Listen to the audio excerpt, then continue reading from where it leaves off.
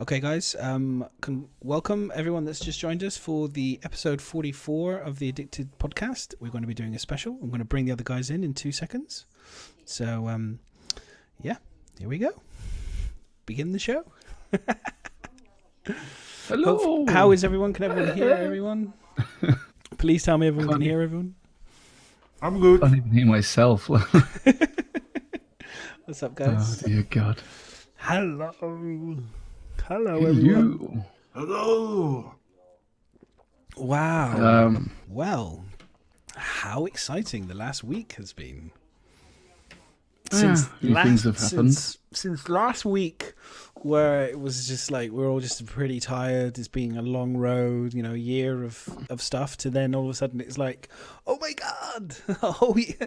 It's as if like it all doesn't matter. It's like it's just so much cool shit's gone on. It's just unbelievable. In between all of the CitizenCon, we even had an ATV, just throwing it out there. If anyone watched it, so I think everybody was just so busy with CitizenCon. I think it was like ATV, and then it was like ATV what? Oh, there was an ATV, was there? Yeah, I've like was it part 2 to the Armor series or something? I wouldn't surprise me if they had kind of pre-recorded that. And I apologize in advance that my voice is not great. I lost it at CitizenCon, and it's your voice is normally not great either. All that talking. Oh, mate. It must have been okay then. So we'll do a quick round of just to see what everyone's been up to. We kind of know what Miz has been up to, and we can't. So we'll do a quick round up, see what everyone's up to. We'll leave Miz till last. We can kind of lead off of you, Miz, into leave me till last, and then it'll be to the end of the show. Yeah, literally. I was going to say that's pretty much what it's going to be. So, Sol, how about you, my friend? What have you been up to? I'm busy with all the graphic design stuff, making the website today. I've learned PHP today. And we do not condone alcohol on this podcast, but I'm devouring a 63% overproof rum tonight, so we're going to have a good time. Destiny 2 with you. Yes. We've been playing a lot of Destiny. We have. Reset tomorrow morning, 10 a.m., so I'm probably going to drink till I drop and then sleep till tomorrow, 10 a.m., and then wake up and play Destiny. This happened. And the stream, I set up the stream completely now, so the whole bot is set up for the creative streams that will be coming. So it's going to be good times. As soon as the website is up, the creative streams will start, and that's the priority that I got. You had When are you expecting that up? This bad boy happened Tomorrow, hopefully. Cool. Didn't this happen, Sol, just the other day, or was it today? Oh yeah. Oh, it was yesterday, right? That's when we were setting up the bot. Are you going to play it on stream? No, I just link it in stream so people can enjoy it. So basically what happened was we was watching ATV, and I said the dude looked like Penfold, and I thought I made him laugh. But you can play it on stream. Why not just play it, man? Who gives a fuck? You sure? Yeah. Bring it up. It's the first time that people have seen me spray Coca-Cola through my nose. To be fair, it's not as bad as the GAM bubble that's been going around. The GAM bubble was worse, yeah. We're going to load that back. We're going to load back the GAM bubble. We're going to load that in a second, but it was quite fun, though. So I thought this guy, if you put glasses on this dude here, he would literally look like Penfold from Danger Mouse. So, yeah, anyway. So Sol's gone. Because the areas are used by the AI code, but areas are more general systems. And before Can't see him, he's tucked away in the corner. Oh, can't see him. Hang on. This area. He's dying in the corner here.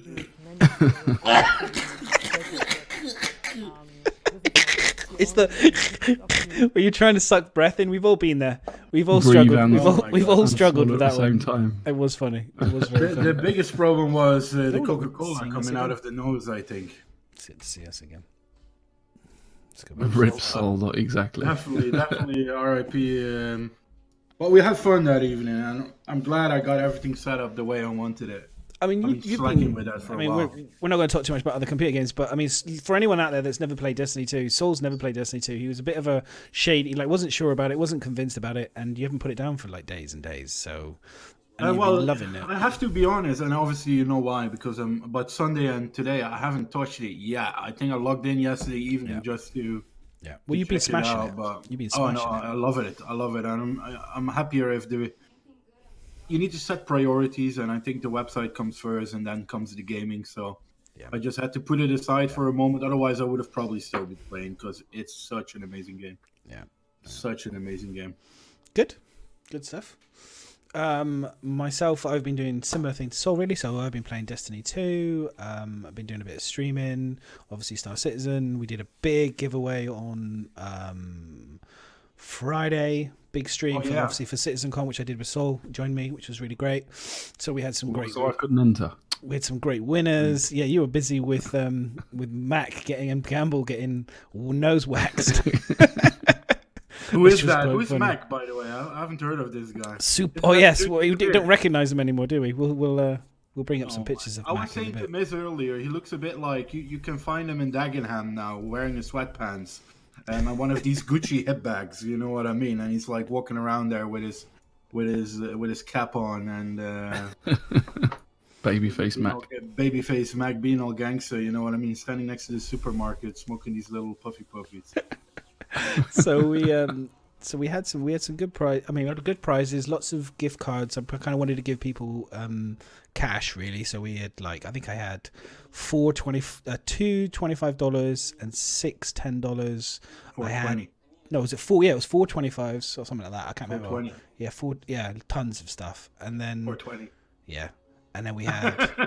What else? Listen, I haven't seen Madness give away a lot of stuff, but I think he had a hole in his pocket on Friday, man. We had $200 to give away, so I split basically I like to have, I like lots of people to have win. I don't really want to have just one big prize. Like a lot of people do, just big prizes, like one big cutlass and stuff, and that's fine. But I was like, I'd rather give small and just have lots of people winning on the stream, and so yeah, we had a great fucking time. Lots of giveaways, hanger flare, and then a guy came in. He was desperately trying to get the 1,000 follower mark, which I was trying my best to stop happening. I unfollowed. Literally, I was desperately trying not to get to 1,000 because I had no idea. I didn't realize I was so close, and then it was literally creeping up. And I was just getting, oh fuck, this is getting too close. I've already given away tons of stuff, and then now suddenly need to do something special. So I had a kind of a quick rummage around, and then suddenly it went 99. And then this poor guy, I think he was trying to get 1,000, so we gave him a hanger flare, and then somebody dropped in for 1,000, and so I've custom. So we've been chatting with him, this person off stream, plus another sub. So I did sub t-shirts, but I'm going to bring up the t-shirt. So we've done this t-shirt for him. If you follow me on Twitch, you'll have already seen it. But so he's going to get this t-shirt. So he wanted, so he's got obviously the Madness grin on it. We put a Twitch logo. We've got Madness logos on it, VIP on it. He wanted GG on the back. And so I wanted to give him the 1,000, so we've chucked in. Is this Nexian or is this? No, not Nexus. Nexus I won't put on because it's a subscriber one, so we'll keep that one special. But this is just for the 1,000 followers and stuff. So this T-shirt I will be doing a similar variation for everyone. 1,000K would be awesome. 1,000K, yeah, for sure. So yeah, so this T-shirt. So this is the prize. So do you know what the brilliant thing was? Is that the person that won it just happens to be on the most remotest island on the other side of the fucking world. So trying to make it, get it sent to him has been a right problem. Yeah, literally. So but it's going to happen. I've already found a few places to do it, so I'm just going to get pricing and then get it sent to him. So there you go. So that was cool. That was a nice prize. The t-shirt actually turned out looking really quite cool, so very, very happy with that, and I think he'll be happy hopefully if it turns out looking like that.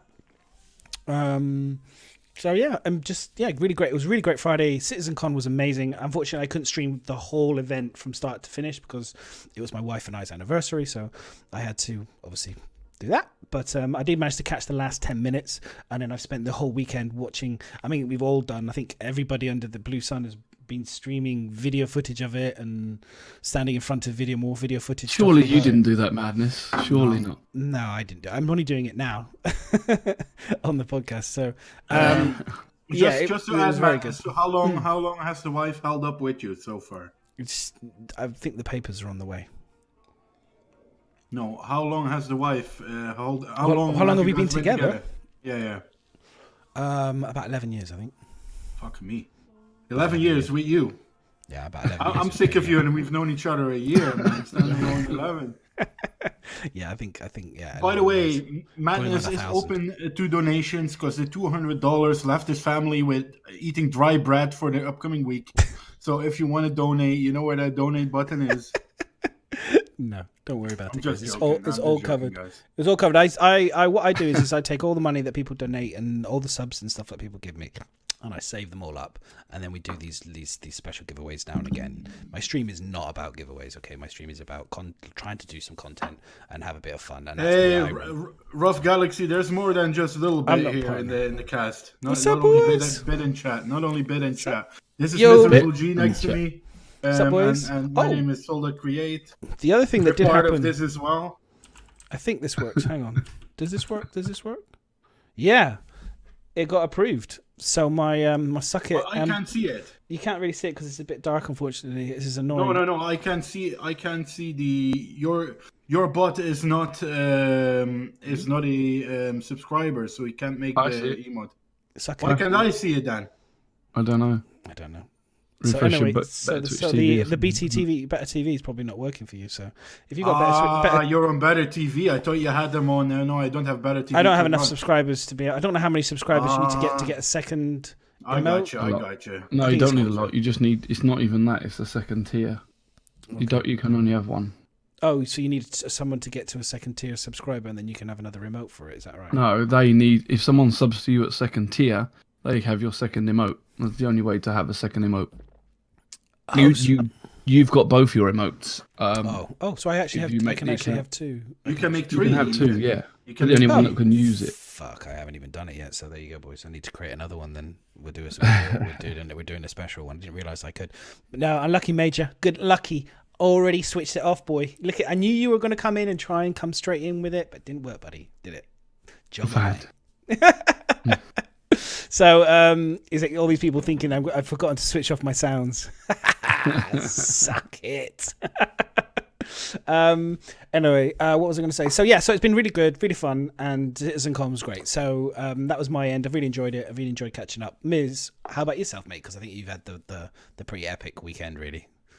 Sound like you do. Your voice does, anyway. Yeah. Flew to Germany, met some people, and then came back again. Really. That was it. That was it. Okay, Not fair much to say. Not much happened in between. Yeah, it was awesome, to be honest. It was really good. And to be honest, the highlight was probably the bar citizens and meeting everybody more than the CitizenCon itself. Although even the CitizenCon itself was probably the best. I mean, I haven't been to any of the others, but from what we've seen, where they've just been more of just a presentation at the end, being able to have, there was like 3 or 4 different rooms with different activities going on and things like that. So it was definitely a lot better than the past ones, as from what I could tell. Having the presentation spread through the day and then having maybe not quite such a long one at the end was quite nice as well. So I missed a couple of the panels because I was too busy chatting to people and things like that. Can I be honest? And me and Madness watched the Friday, and I don't know. I cannot speak for Madness, yeah. But these fucking panels were boring as fuck. There were some good bits in it, but some of them that I thought. I think I've seen a picture of someone sleep, and he was literally sleeping in the hall. I think there was some. I completely disagree with Solitary, Yeah. completely on all of that, and I would Sorry, like to mate. currently take a big fat shit on your face because you're talking nonsense. What the hell are you talking about? The panels were Fucking great. boring. The panels were great. There were some panels. There was one panel individual, I think, where one guy, he looked like Mac. Actually, he actually looked just like Mac, British guy. I think Like he was a trying. Trump. He was With all the beard or white without the beard. without the beard, and he was all on his own, and he did his damnedest, I think, to try and keep what was quite a dry conversation. Quite interesting. Thought he did excellent. There was no panel for me that came away and I was like, that was terrible. There was just some panels were more interesting than others for me personally, but I appreciate that for other people, they probably found that information really, really good. So to say that it wasn't, No, but it's my opinion. That's fine. You found- I will you've- always exactly. keep giving my opinion. I just totally disagree. If I look at CitizenCon, I have the same thing. If I have to listen to devs for hours, I'm not interested in that. I'm more of the guy, when I read the book, I don't read the text, I look at the pictures. So for me, seeing like something like Board Gamer did, for example, where he grabbed all the, for me, good bits, and I can watch them all together, is for me better than listening to these stories, how they've done it. I'm not interested to see that.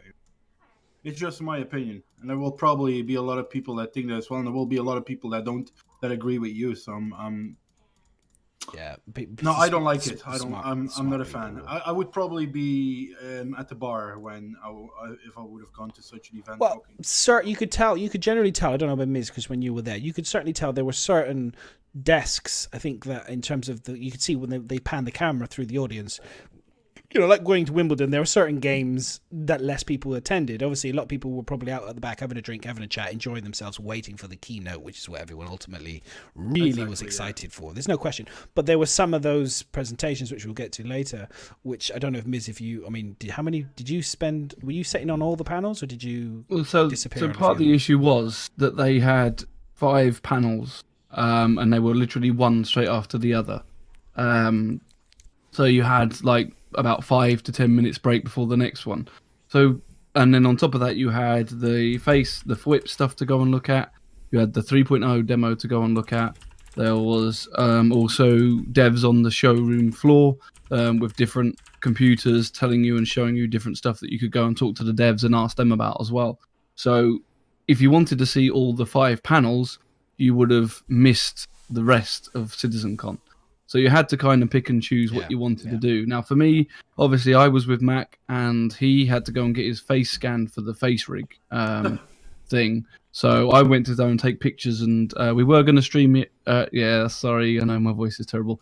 We had to go. I went to go and take pictures of it. So his thing slot was 4:30, but it actually worked out okay for us because, personally, I didn't find the panels. I haven't seen all the panels back, but the first 2 panels probably interested me least because it was kind of stuff that we see in ATV and the animation and things. So they were definitely a lot more technical. I disagree that they were boring, but they were. But yeah, if you don't want to hear the inner workings of how the game's working, then yes, definitely there's a lot less appeal to it. However, I've watched both on Bok and someone else was streaming it the animation one back, and actually that looked pretty interesting. And the what they've done with the tech and everything. So, but yeah, so you have to pick. So we kind of missed the first 2 panels, and then I think we watched the rest. So I think there was the 3rd, 4th, 5th, and then the keynote or something like that. I missed it. Yeah, missed the Pioneer one as well actually, because we ended up bumping into somebody else. So, but I think I think that was a better format in doing it that way. What they probably could have done was maybe 4 panels and given a break in between them so that people could go and see other stuff on the show floor and then not necessarily miss the panels. But, I mean, for me, the big part of CitizenCon is actually meeting other people that I've seen on Twitch, on stream, and meeting the community, just getting together and everything. And I knew that all this stuff was going to be on YouTube. And especially from us doing, like, this podcast and things, we watch it all back.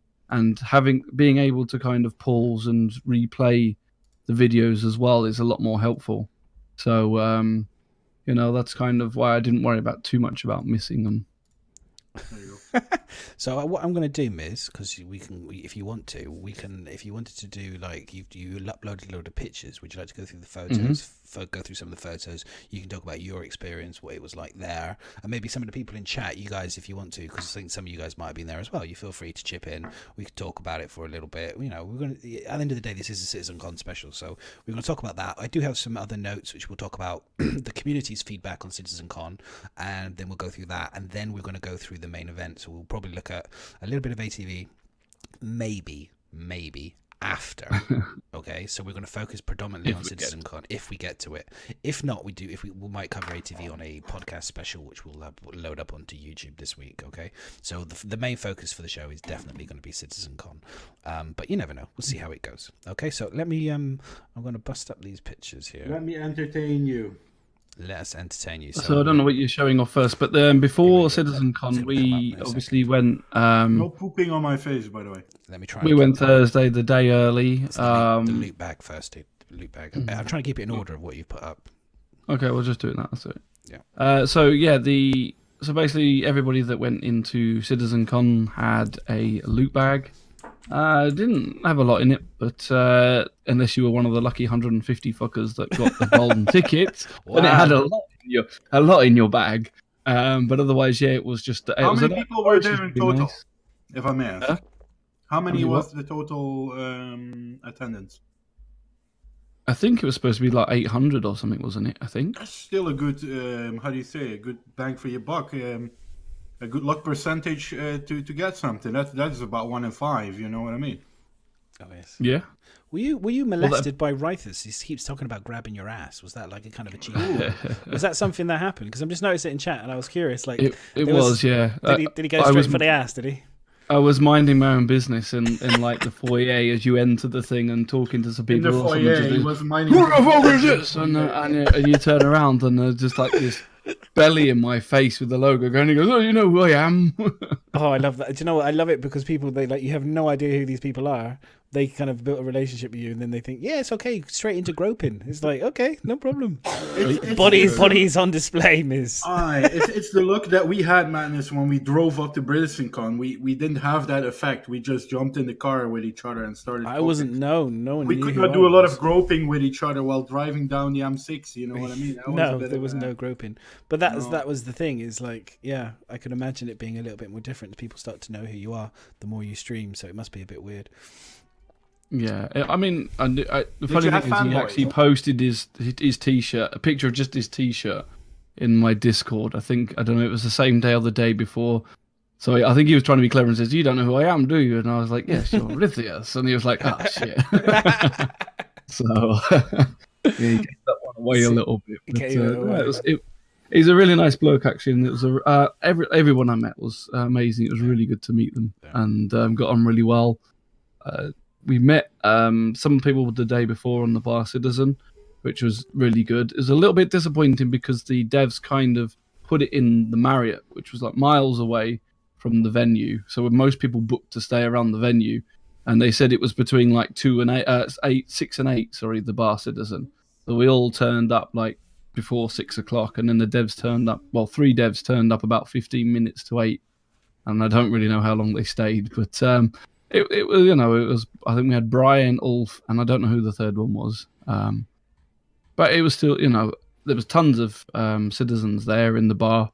We had half the whole room converted. I think we was all playing on the football table thing, and it was loud as hell, which is mostly where I lost my voice. And and I finished my voice off on the last thing when we was voting for them guns. I had to cheer for the A, of course.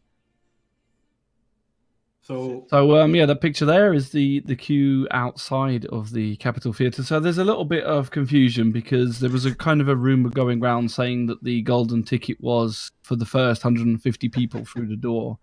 But it turns out that it's not, because there were some people at the back who came in actually quite late and grabbed one of the goodie bags, still also got a golden ticket. So I don't know how random it was, but it wasn't just the first 150 people. That's what I was curious. Do you think there was a little bit of dollars handed underneath, like kind of going? I honestly don't think so. I mean, random lottery. Who won? Who do we know that won? I know. So I know Dargenator, Maya, Detox, Maldekem, who was with him as well. Yeah, I think quite a few of the early people did win. So whether there was a bunch in the early bags, but then the rest was like kind of jumbled or not, I'm not sure. But yeah, quite a few of the early ones that went in did. So suspect. They were like given a special email. Make sure you arrive really early. We were too busy. Special handshakes went on. Yeah, we were too busy getting beards trimmed, so we didn't turn up early. So Brock, Brock's saying about my old logo, my old Art Corp. Is this because the new one we've seen at CitizenCon, the Art Corp, is amazing? Yeah. And he says he wants that on the back. And he wants that. I'm like, well, I tell you what, when that is released as video footage, I will chuck it on the video. How's that sound? Yeah, the new Art Corp is amazing. Let's just get 3.0 first, yeah? Yeah. I wonder if it's going to... Do you wonder if it'll be in... The basic Art Corp will be in... Or will it be this one in 3.0? It'll be this one still, right? It'll still be that one in 3.0. It'll still be this one in 3.0, yeah. Okay, it's not good. They won't have updated even just the basics. Okay. Fair enough. No, I don't think Fair enough. Okay, so this was the queue. Yeah. to get in. How it's pretty beastie queue, really. I mean, that there, I guess that slightly pinky salmon pale building, that's the auditorium, so that's to go in, and this is the queue. Yeah. From the back or the middle or middle-ish maybe. We obviously joined it. We didn't get there at the first. We weren't too late, but because we did the beard trimming first of all. And then we went for lunch, so we didn't think there was any point rushing to get there like straight away. And to be honest, the queue went pretty quick. Although they said it was slow getting in, I didn't think it was that bad. And the bubble blowing, yeah. Anybody recognize themselves in chat in that lineup? You can say to me right now, I was next to that blue sign with the P. That was the back of my head, right? That ball patch right there. That's me. That's me. Yeah. So they had. At the front of the queue, you can probably see it there on the left. There's like a car in the background. This one. The 325. Car painted as a 325. Yeah. And then they had basically the Star Citizen music blasting for it. There it is, 325A. They had that, so that was where the front of the queue was, and they just had Star Citizen blasting out on the. Is that fan on the radio on it? Was that rented? Yeah, it's been on Citizen of the Stars. This car, I think. This is fan made somewhere. Yeah, this is fan made. Was it? Wow. That is commitment right there. Bio is there on the lift. Yeah, I saw Bio there, engaged in deep, meaningful conversation. He's trying to get someone into his org. Is that what it is? I was going to say, look, if you need an org, come and join my org. This is the right org. We always rib Bio for his constant. Within 5 seconds of meeting him, he's trying to recruit you. Fuck me. You can't get rid of him either. So, and what's this unicorn thing here? I have no idea. Okay. Sorry, I thought maybe that was like someone in cosplay, like that was like Star Kitten or something ridiculous. Where's the unicorn? Yeah, it's up here on the right hand side. Looks like a unicorn. Look, unicorn head. I see what you mean now. Yeah. But no, that's pretty. I mean, that's brave to take your car. That's a seal, man. That's what's its name? He's obviously hoping that he's limiting his resale quite a lot with that 325 paintwork. Yeah, just a touch. He's not going to be reselling that very quickly. Well, it's a 325 BMW, you know what I mean? But it needs a rework already. Look at it. Clearly, it needs to be on its third model, I think. But now we all know the 300 series is getting a complete overhaul. So he's just going to have to change the whole paintwork. Added to it. He's going to have to do a whole new paintwork. The dials are clearly wrong. Look at the dashboard. Someone's done not. We need to scoop out the whole front there so that you can see the engine mechanics more. Madness. That's the way to do it. So blasting it off. This is good, man. Okay, so we got the good job. It's good. It looks very well executed. So we've got the what was this? This was just the test area. 3.0. So that was so one of the rooms that they had at the top, which is where you could get to go and play 3.0 and test it out. They also had the new Sabre. I say the new Sabre Raven, the exclusive Sabre Raven for people to try and fly. Yeah. So probably the only chance people are going to get to fly it. I don't know if they were letting the people that want it to try it first. Did you have a picture of the Sabre Raven? No, it's just a picture. There is. I did put one of it in game, I think. Who is that guy standing behind you? Stranger Danger. You should have been Stranger Danger at that point and told him to. Who are you? Go away. You're just he's a Super Mac Brothers fan. That's what he is. He's just a Super Mac Brothers fan. Look at him, nerding out with two shoulders. Oh, look, he's got full two shoulders. Super Mac Brothers. Oh, bless him. But he's also a Harry Potter fan as well. I was just going to go back to this hat. This Drake Interplanetarian hat. This is pretty sick. This hat. I haven't seen this one before. Is it on there? Is that available to buy? That one? Does anyone know? That's quite a cool hat. That one. Okay, sweet. And then this was YouTube. How high was the event on the German meter, so to say? How did Germany treat you? Let's not go there. Oh, okay. Oh, why not? Just get the juicy dog. What happened? Did they weren't very happy with you? Did you get in a fight? Come on.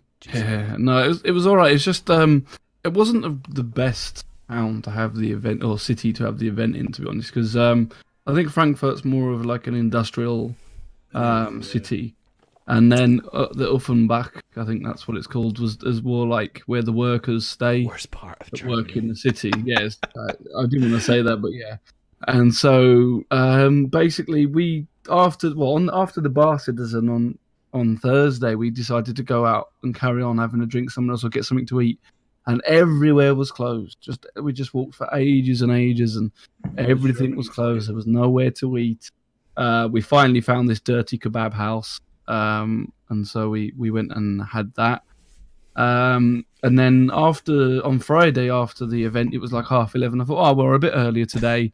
We'll be able to go and get something to eat and go on to another bar. So we fucking decide. So we go, okay, let's do that. And then Brim goes, I found this really nice little bar. All follow me. So we all followed Brim to this bar, and it was just everything on the way there was closed. So there was nothing open at all. And then there was nowhere to eat, nothing to ever. Some people were going, I'm hungry, and we were going, we'll try and find some food. Go to this bar, see if we can. Anyway, so he took us to this bar that was full of smoke coming out of it. It had blue fluorescent lights out the front, and next door to it was a sex shop. And it was that sounds like my ideal bar. Oh my god! Yeah, what are you complaining about? That is a proper dive bar. That is the best bars you could ever go into. A dive bar. It's next to a sex shop. Especially with 20 nerds all getting arse raped on the way in and out. You wouldn't get arse raped on the way in. Maybe on the way out. So he was like, yeah, okay, we'll go somewhere else. And so loads of people have been suggesting going to the unbelievable. Can't take some of the hotel bar. So we decided to walked all the way back to this other hotel bar, and it's the smallest fucking bar you've ever seen in your life. Because so everybody from the event's supposed to be coming here, and it can fit about 10 people in there. So we ordered a round of drinks, and it cost something like €5 for 300 mils of fucking piss poor beer. And so it was expensive for shit beer. This is Germany. What the hell's going on? Yeah, I think we went to the wrong places. This Toby needed that is shocking. Where was Toby? Where was Toby for you? Where was the guy who does he's meant to be the liaison with everyone? What's his name? The new German. The guy that looked like a thumb. What was he doing? Isn't that supposed to be their job? Sorting all that stuff. It was terrible. There was no organised bar citizen for the end of it anyway. So it was like someone suggested it, and I had no idea who. CitizenCon was better, man. It was just terrible. So then we decided, I don't know, it got to something like 1 o'clock. Some people were on back going to a sports bar. Then we had a couple of people in our group wanted to get something to eat. So we looked on the app again, and everything was fucking closed. We found a kebab shop somewhere, so we ended up walking all the way to there. This sounds like an adventure to me. I don't know what you're 2 o'clock in the morning having another kebab, and it's like this is all you need is 1950s. All you need is 1950s music, a dead child maybe on a train track, and you've got yourself a movie. It's sorted. There you go. Fantastic. I think you went to the wrong places, man. What did you say to the guys in the bar? Of course I went to the wrong fucking places. If they were the right places, then fuck Germany. No way. Did you say to the guy in the bar, did you say, man's not hot? Man's not hot? That sounds man's not hot. It's papa. No, why would he say that? No. Man's not hot. Come on. Why would I say that? That makes no sense. I'll show it to you after podcast. I will not go there. But yeah, so that side of things was a bit. I mean, it was funny. We took the piss out of it. Everyone was having a bit of a laugh. But who is this guy next to you in all these pictures? If I may ask, who is that? This gentleman here, I believe, is Mac. But we'll come to the pictures. We'll do a little bit of the gamble bit and the Mac getting bit. Someone can get me the link. If you haven't, you put the link in the thing, didn't you? Links in the document, I'll dig it out for the bubble one at least. Yeah. I'll dig it out. So, what do you want me to talk a little bit about the face? Yes, stuff, or? Talk about the face thing. Come on. So, what's your verdict then? What is the verdict? So basically, this was me testing the face VoIP stuff, and so what they had the you can kind of see it there, the one screen where I was set up, ready to use it, and then they had the other screen which was basically mirroring my screen so other people could watch what you were doing from the other side, except for some reason everybody was looking and pointing at me rather than watching the screen. So it was like they're going, well, you're entertaining enough, and it was like you're pulling some faces there though. I was pulling some faces. I managed. Did you try to pick the nose? What I told you. No, I didn't. Well, I did this instead, and the mouth on the character went. It just totally fucked up.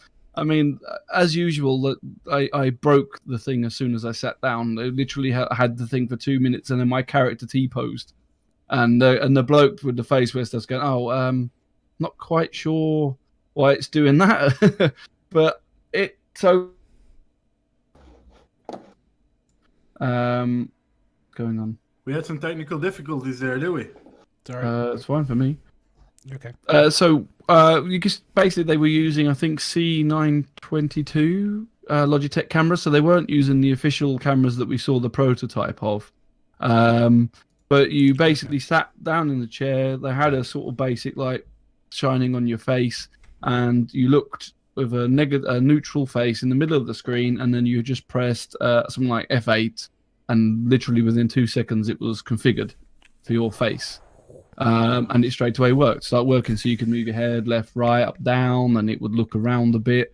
You could pull all the faces. The calibration wasn't brilliant. You could wink and stuff, and it kind of followed it. You could tell it was an early iteration type of thing. And they did mention that eventually you'll be able to. So if you smile too much, it would just like the grin would just go absolutely huge on it and kind of lock into a smile. And then it kind of had a bit of a wonky face at times. But overall, considering it took like 2 seconds to set up and anybody could just jump in the seat and press a button, I was really impressed. The facial expressions you could get on it was pretty damn good. They did say that they're going to work on it so that you're going to have like a maximum. You can set like a maximum minimum, like for your smile. Maximum minimum. Yeah, so like if you smile too much, it won't break the thing and pull out into a weird sort of grin or whatever. So you can set you're going to be able to have much more customization than just literally pressing a button. That's interesting. No, that's good. And then the other thing that was I don't know if this is part of the face technology or just part of the technology in the game, but you could do the voice, the audio thing as well. So as you walked away from somebody, you could hear them a lot further away. So at one point, Mac, Asnog, and I all got on a station each, and we just walked around and kind of like tried doing sort of hide and seek by just shouting to each other and trying to find each other. And you could hear as you were getting closer, and it echoed as you got further away. It was really impressive. I was overall involved in this with the grabbing and stuff. Yeah. Oh yeah, we did some ass grabbing. Bit of hide and seek. Here's the question though. Here's my biggest thing: is it gimmicky, or will you actually think to yourself, "Yeah, do you know what? This is something I want to rock." See, so this is the kind of difficult part of it. I don't think it's gimmicky. Well, it's obviously a gimmick, but I do think it actually make the game a lot more fun and a lot more interesting to see, because I was walking around and you could see other people having a conversation and you could see all their face moving, and so it definitely made it feel more realistic and lively. Yeah. Being able to hear like conversations just in one ear because they're on the side of the bar, that had a really good effect. It made it feel like you was actually in a working bar. They had like background music playing, so it sounded like it was coming from the jukebox and all that. So all that worked really well in my opinion. But there's going to be a slight issue, and I think you're going to end up having to like pick if they do the whole 3D, like the 3D stuff, and you get like an Oculus Rift or something. Then obviously this technology is not going to work for you because you're going to have a thing on your face. So, so that's part of the problem. You're going to have that. So you can see on that picture, my character is T-post because that's how I broke it. But the face tracking part of it was really good. Was good. Yeah. And so to have like what would have like the track hat or track IR thing without having to do anything, but so you could say you turned all the face expressions off and just press that.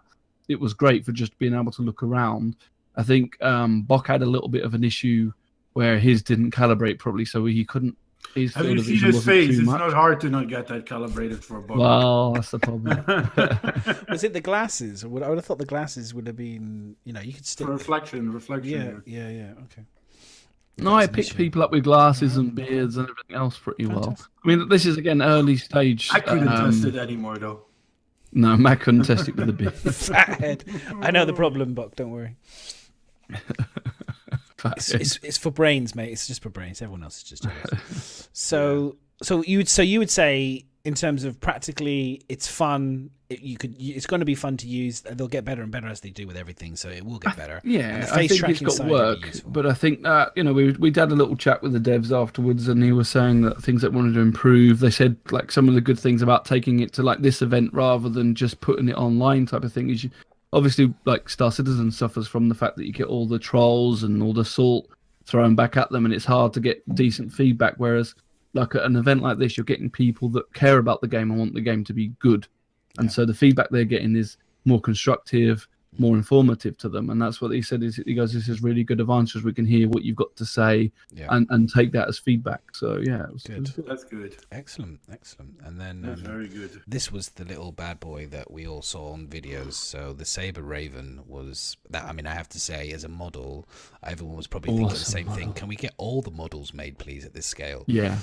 So this was the bloke that made the Gamescom desks. For Gamescom, you know, all the outpost desks, and the same bloke that made the big giant locker and that he took to CitizenCon. He made this. So he made that as well. He should be already like MVP about 20 times over. 20, yeah, he's like he would never lose, would he? Let's be honest. I mean, he's pretty much got a job for life with CIG now. I think for every event they're going to ask him to do stuff. I imagine, and I think CitizenCon are going to try and get him to do something as well. So. Wow. You know, we haven't been any confirmation or anything, but if he does do something for CitizenCon, that's going to be another thing that I'll look forward to seeing. The model was stunning. It really was good.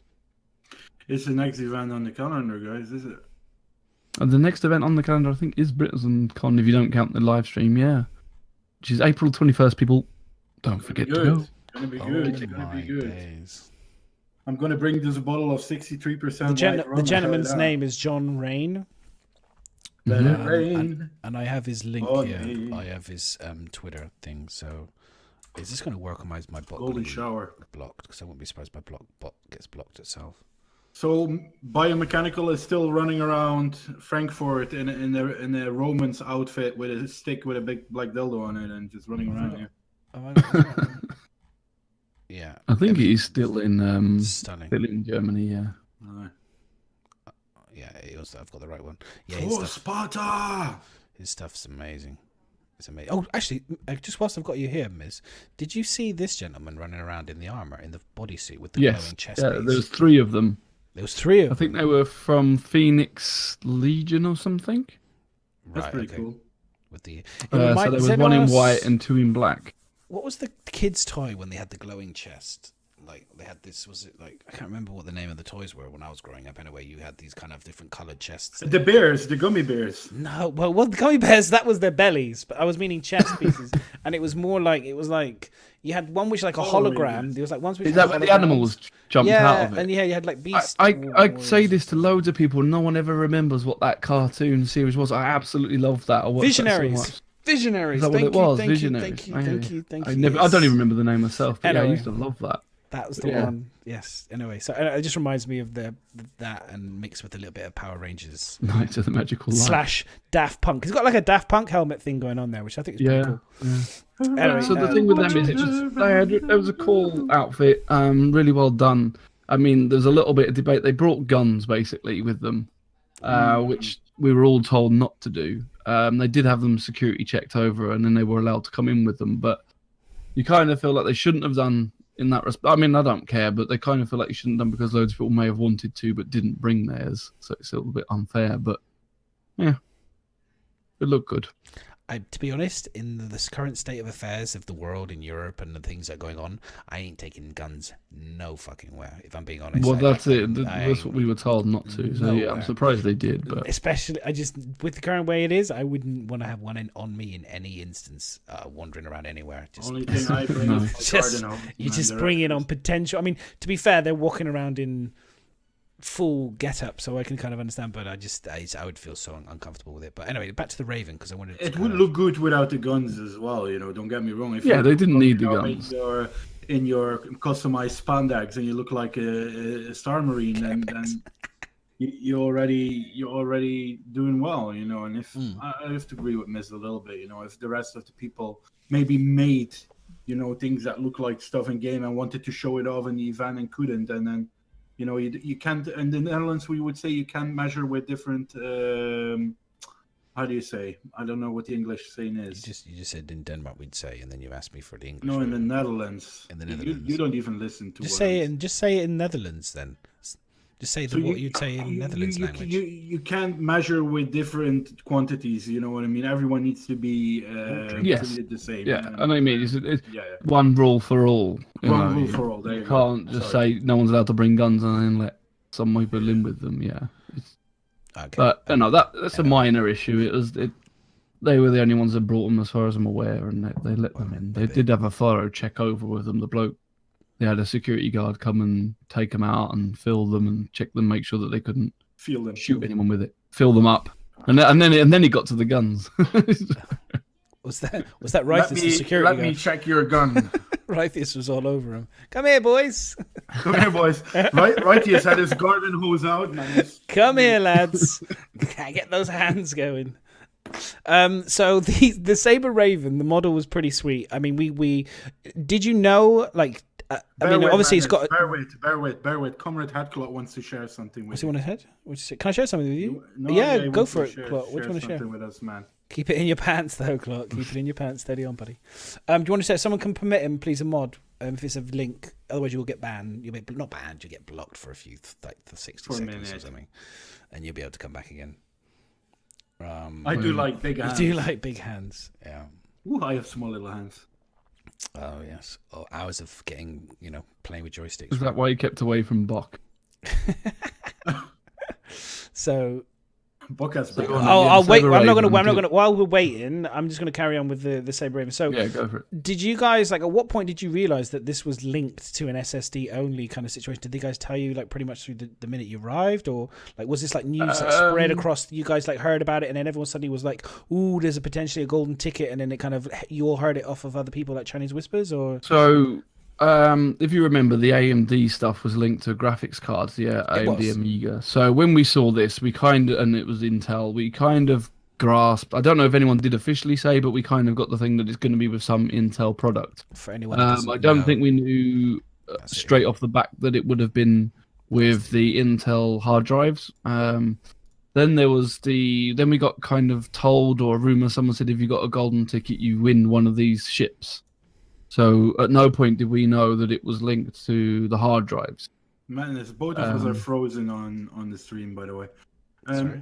Did you know beforehand that you were strict into half an hour or 45 minutes sales talk from Intel? Is that something that... Oh, you guys are frozen on the stream? Yeah, we're frozen for some reason. Hang on. Sorry, guys. You shouldn't be frozen on the stream.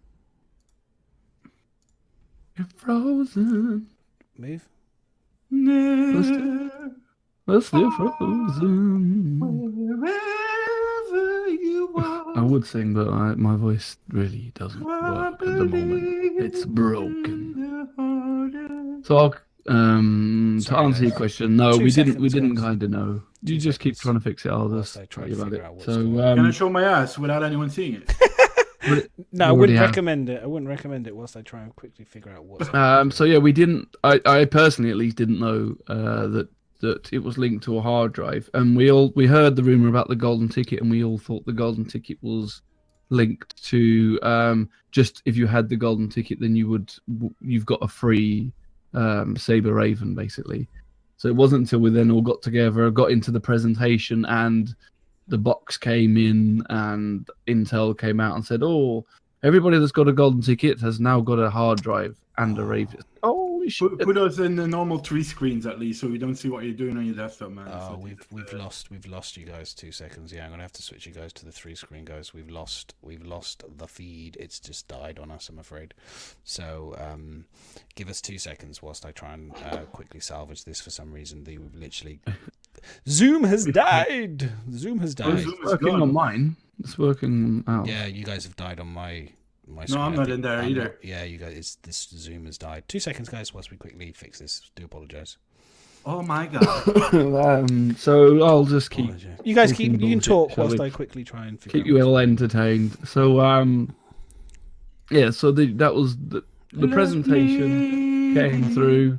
And then obviously the box came out, and Chris decided to chuck some lovely hard drive. Only one hard drive into the crowd, and you should have. I was surprised they didn't have a fight there at the front of the stage. He gingerly threw this hard drive out and said, "It's mine." You guys should hopefully. We were sitting right at the very top, so yeah, there was no chance of us. I was kind of hoping to just turn and say, "You've got one, and you've got one. Look under your seat because you've got one." It's not fucking Oprah Winfrey, is it? Why not? Why fucking not? Well, It should have been. Come on, Intel needs to sell something as well. Hard drive, SSD, same thing. It's all the same thing. We got a little bit of clipping issues with you, Saul, for some reason. So just bear with me. We don't want any clipping. Yeah, I know. It's still hard. We can still see. I don't you want guys. people to see my whole house. 2 seconds. Shall I give them a tour? Should I give you guys a tour? Give him a tour. Give him a tour. No, there are some brands here that I can't show off of my old job, so can't do that. Thank you. You gotta love it when whenever. I can a little bit, so It's so, almost you know, almost like a pro tour. this is where Don't the magic. do that. I'm just clipping you. Good about.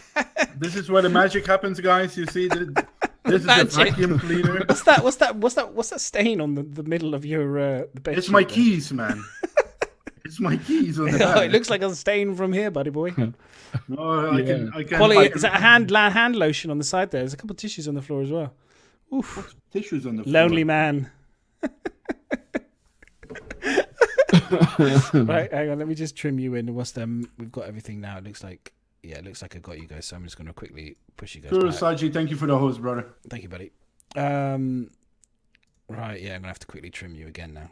Yeah, well, must have been you, Saul. I must have lost you. I know, because like Miz is fine.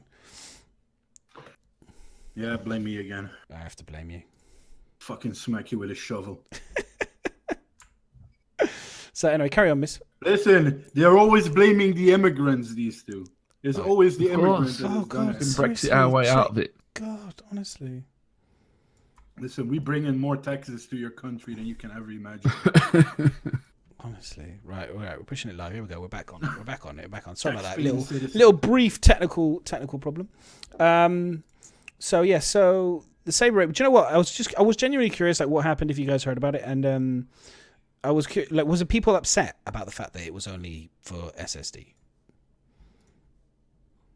Did you understand? I think there's been a lot of salt about it. Yeah. There's also other people that aren't that bothered. I suppose it depends on how much you feel like you want that ship. I think I mean, the big there's- question Yeah. the question we haven't got an answer to really, I think, is like obviously Chris originally said that all ships will be available to earn in game. So what we don't really know, there's no confirmation at the moment, is that when this finally goes live, can we earn one in game? I don't think It's you're going to something- be. Sorry, No. Saul, but I think No, it's they're going right. to do the same thing they did with the Omega. I think it will be an exclusive skin, kind of like, and there will be a variation of the Sabre Raven that we will be able to buy in game. But I don't Madness. think it will be this version of it. How quick was the Omega on, let's say, not even the gray market, let's say the black market, you know what I mean? I don't think How you can quick do it with this were- one because it's linked to the SSD, so you can't. And they've You said that still- if you you still get a mount, code, no, but right? listen, if you mount the SSD, you Yeah. lose the Raven. So if you do anything, if you return or not mount the SSD, but if you return the SSD, Melt the you- SSD. yeah, melt the SSD. Well, It's you fried. did Oh my melt god, melt it down with the plastic. But no, if you return it, that's it. Wipe goodbye. No more Raven. It's gone. Yeah, You know, so anyone in chat, be very, very careful about buying one of these Ravens on the eBay. yes. Because basically, I mean, realistically, I could go and buy one of these hard drives tomorrow, sell you the code for it, send the hard drive back, and I'll make the money and you'll lose the ship. yeah, Oh, yeah, And they then thought look about at that, obviously. yeah. Don't. This is what I'm I can yeah, see, and we do not discussed it briefly on Friday, Madness, and me and Miss did before the podcast started. We talked about it, but I can see two sides. You know, I can see. And I will not name names. I can see people that think like, "Oh, no, I need to buy this hard drive to buy this ship." But I totally agree with Miss. I think the bigger question is going to be: is it going to be available after release, you know, and you don't have to buy the hard drive, you know what I mean? And then next to that, is it going to Right, be such a alright. big miss to your This is ship the answer. collection? This is to answer your question. Yeah, go for Yeah. it. I've got it right here. Carry on. No. So is it going to be a big miss in your ship catalog or your ship fleet at home? You know what I mean? Are there other ships that could do the same thing for you? You know what I mean? It's like, Yeah. Well, the SS. I mean, yeah. For me, in terms of answering the question, which is fundamentally, is this going to be you able to buy this in game? I think you'll be able to buy a variation. You won't be able to buy this exclusively. This will be just like the Omega. This is going to be tied specifically to a piece of gear. But is the kit. Amiga not going to be available? No. Is the Amiga different to the other Mustangs? You've got the Mustang. They've done. Or They is it did a just a blue skin? one. It's a skin color. So this is. They will do another Sabre Raven, but they'll do a different With skin. That doesn't matter then, does it? Well, that's what I mean. If So- it's just a skin color, it really doesn't matter. Yes, It yeah. really doesn't matter. And do you know what? is in my interesting opinion, about it's just an this. exclusive skin. Yeah. If you looked at it, I mean, I can link it, but there's about the Omega. Basically, they did a blue variation. I can't remember what it was called. It's exactly the same racing. It's exactly the same Mustang racing version.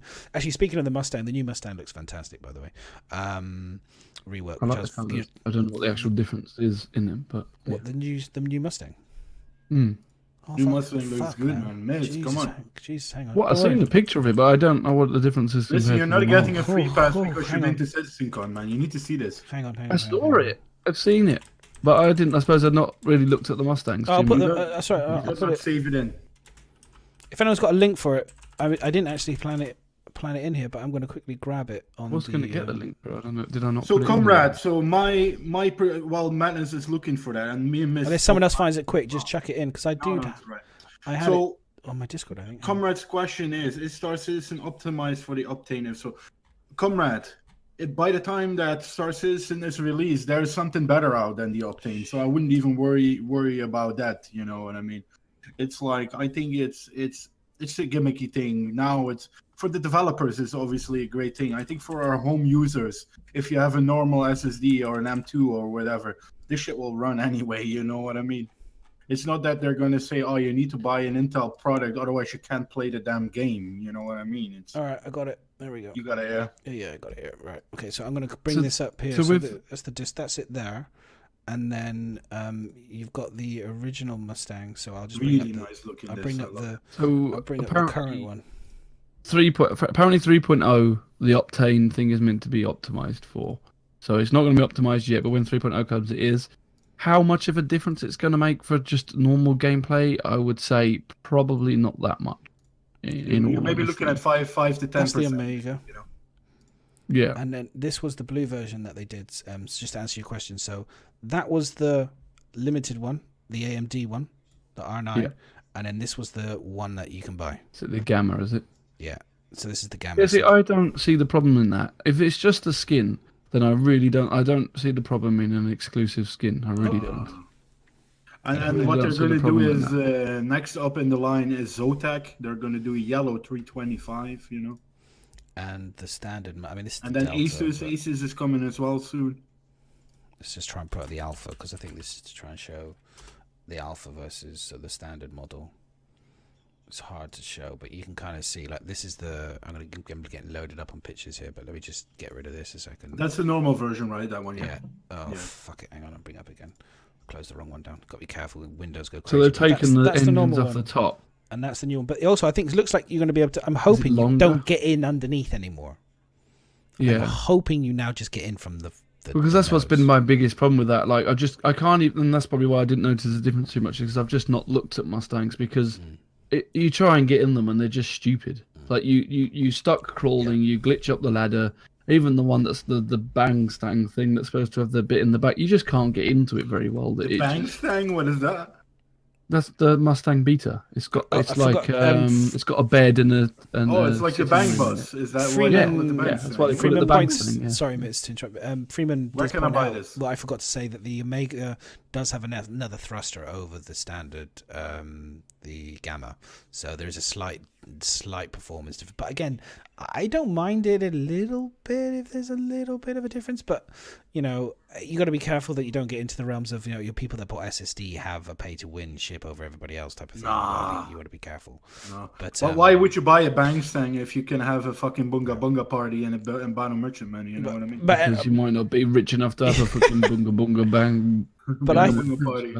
I think this looks so much better. This new Mustang, it's does. so much better. In fact, it makes Yes. me think how exciting it's going to be to earn this ship really quickly with my really I expensive. mean, as soon as I saw that, I mean, it's orange, which I liked anyway, so maybe it's just a paint job, but I did think it looked much nicer. I almost thought, is it a two-seater because of that cockpit looked It quite does. long, but I have I to don't think say- it is. I think it's just yeah, it's stylized just a bit, brought probably.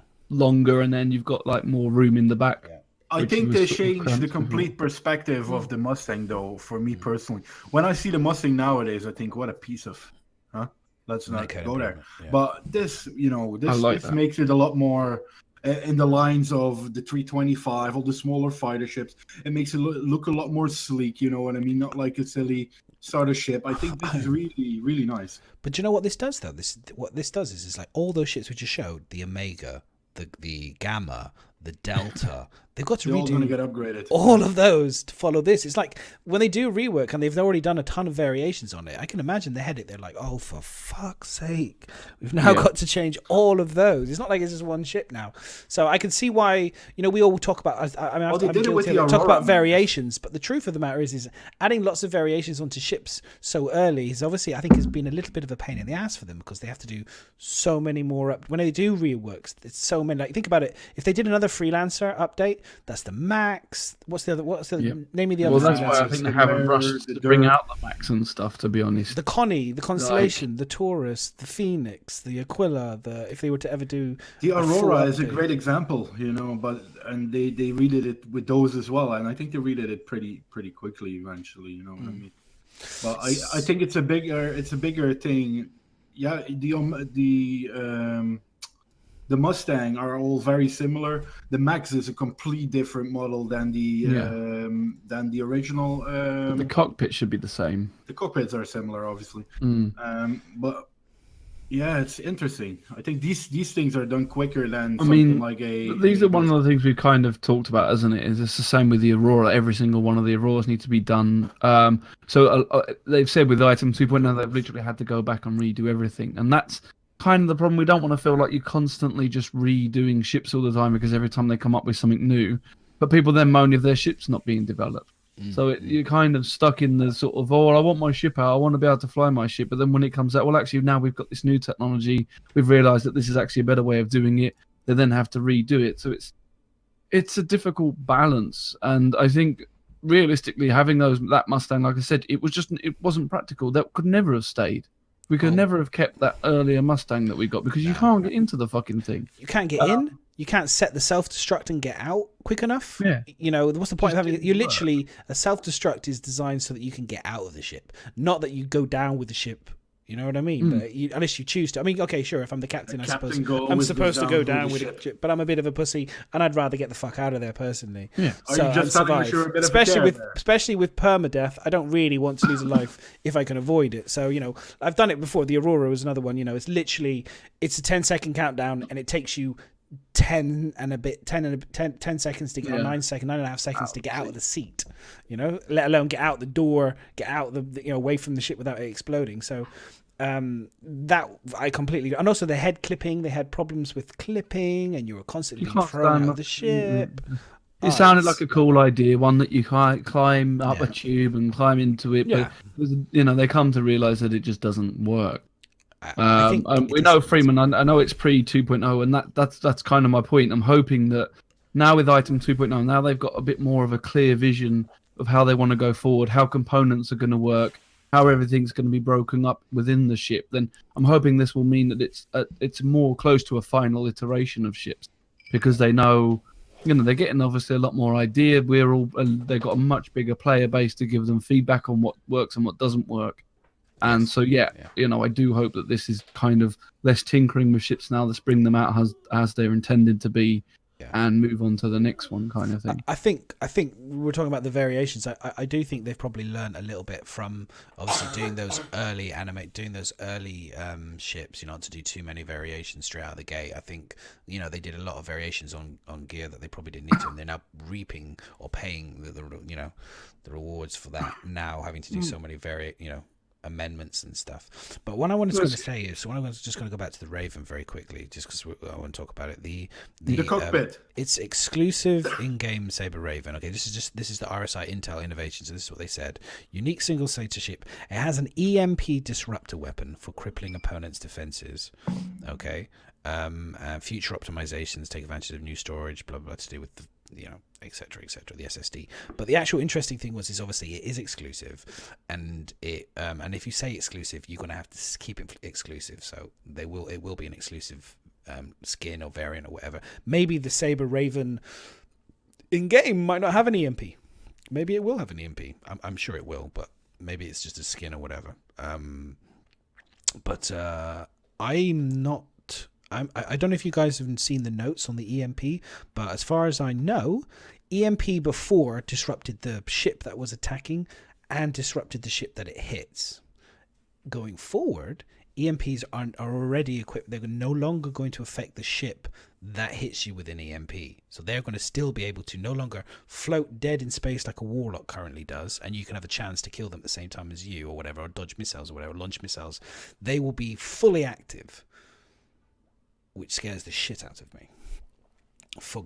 Just for one reason, because gankers and those horrible people that love to just use this shit to annihilate you, if they don't fix the ability for your ships to be fully recovered, so your pips aren't broken, and your guns, like your ballistics, don't take 2 minutes, takes 30 seconds, it will be so powerful going forward. There's I know we're probably going to a chance factor with it as well, man. And I wonder, will it be in? I mean, I'm wondering if anyone knows. Have they said that you're going to be able to EMP and stuff? You're going to be able to take these ships more into bit of RNG maybe AC with it. Arena Commander. Because can you imagine the carnage that'll ensue with EMP warlocks and EMP that don't actually because at the moment that's one of the only things that's horrible about them is obviously you're completely vulnerable the minute you hit an EMP. It messes your ship up. So they will probably factor in a chance madness, where you say, okay, out of the 10 times that you launch it, 5 times it will be going through and 5 times not. Maybe that might be an idea. You know what I mean? It's not always successful, for example.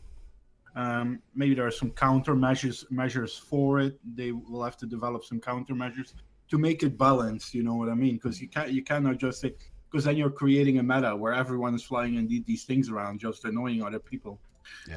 Then you get these boys that got their pocket money from mom and dad for mowing the garden, not going to buy these ships and going to fly around like a bunch of fucking idiots.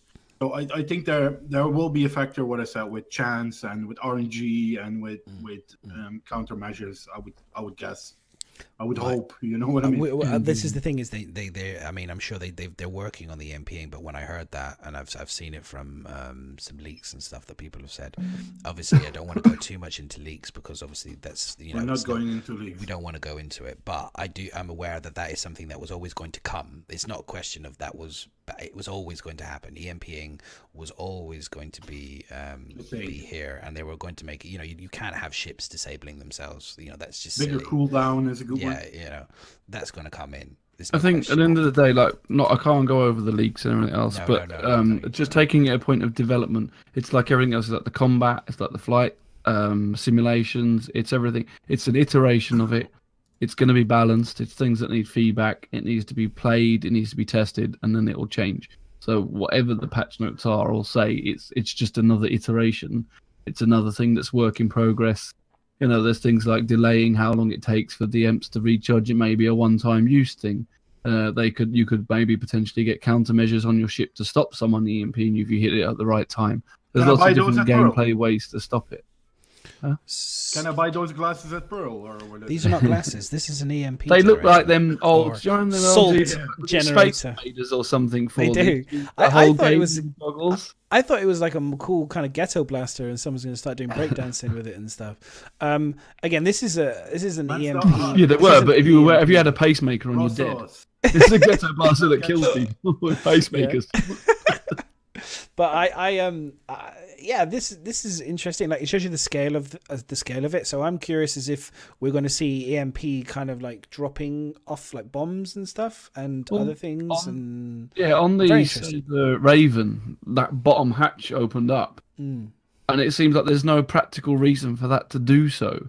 And then I thought, well, is that going to drop them EMP? That's what it looks like to me. It'd be more like, well, that would drop out. You could do it as a little drop that out. On someone and fly away. Surprise that you can tropical surprise, exactly. They listen to us. Yeah. So basically, guys, this is the first iteration of the tropical surprise. You're going to drop this out of your Sabre Raven onto a capital ship, and it will basically destroy everything. And in those 2 little holes, we put Bugbearcha and Miss, and they basically have like screamers. If they have their voice back. I'm trying to I'm bringing up the video for the Raven now because I'm curious about what. While you do that, I'm going for it quick. I'm just bringing up the Raven because I wanted to kind of go over the what you were talking about, Miz, which is the engine bit where it opens up. Yeah.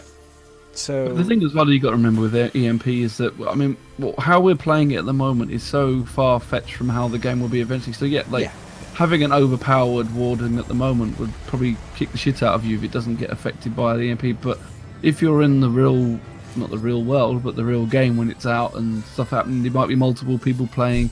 You know, they might disable one ship, but then if it's got a long time use or it's got some other disadvantage to it, it's just going to get ripped out the sky for something else.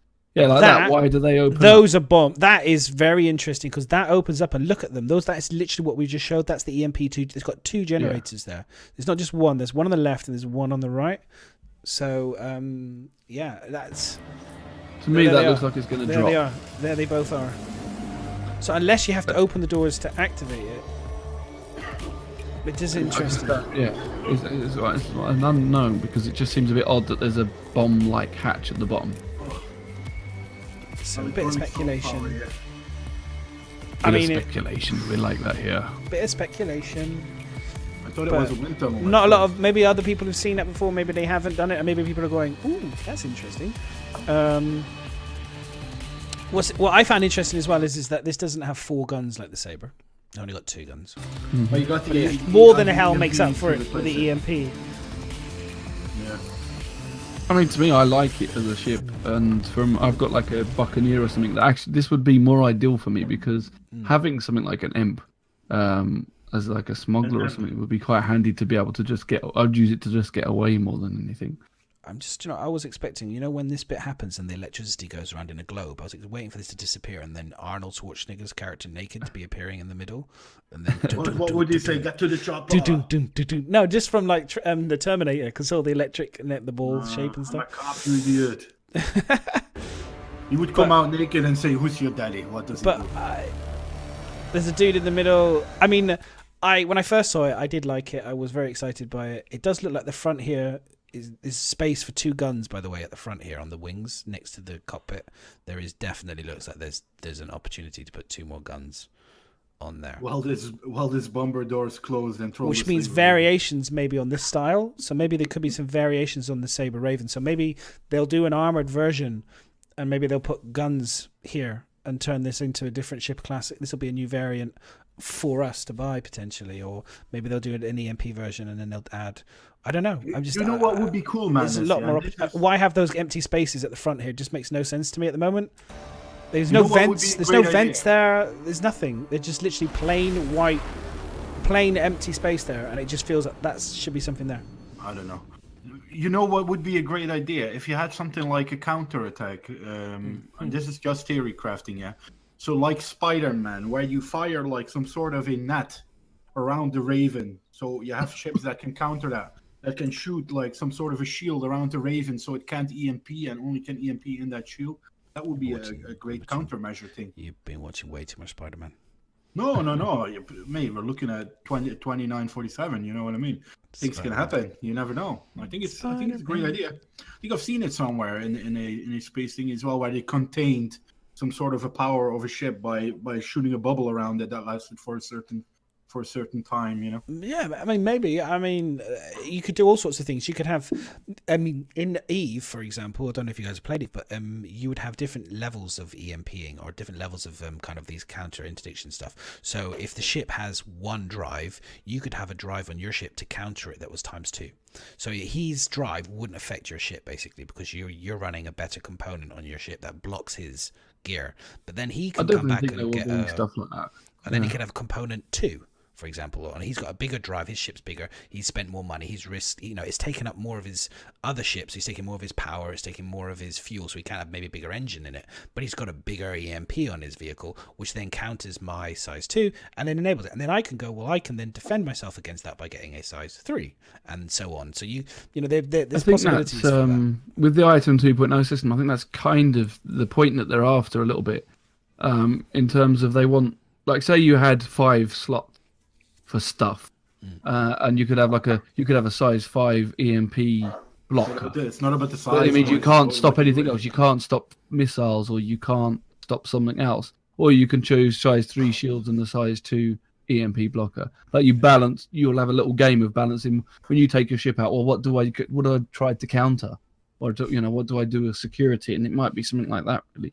Yeah. Depending on the tank of your ship as well, how much hits can it sustain? Exactly, Do you need to shoot like that, or do you have enough armor to eventually get away and We will see. recharge? Yeah, Well, you might say something like, my Freelancer Max has got big fuck off engines, which means it can run away really fast. Yeah. But if it gets empty, it's fucked. So let's get emp protection. Yeah. And not worry about the shield so much, because once I get away, they're not going to hit me anyway, sort of thing. So We'll learn more. Like we've discussed it. At the moment, the reality is maybe encountering any ships is going to be neither here or there. So the game mechanics might be literally about catching people. So it might be literally about trapping people. That could be the most important thing in the game, because you can't find anyone. Yeah. You have to pin people down. So that might be what everyone's either countering, and everyone's trying to up-spec their ships if you're a combat person to try and trap people, and everyone's trying to break out of being traps. That we'll wait and see. I mean, that's a long way away yet, so let's just wait and see.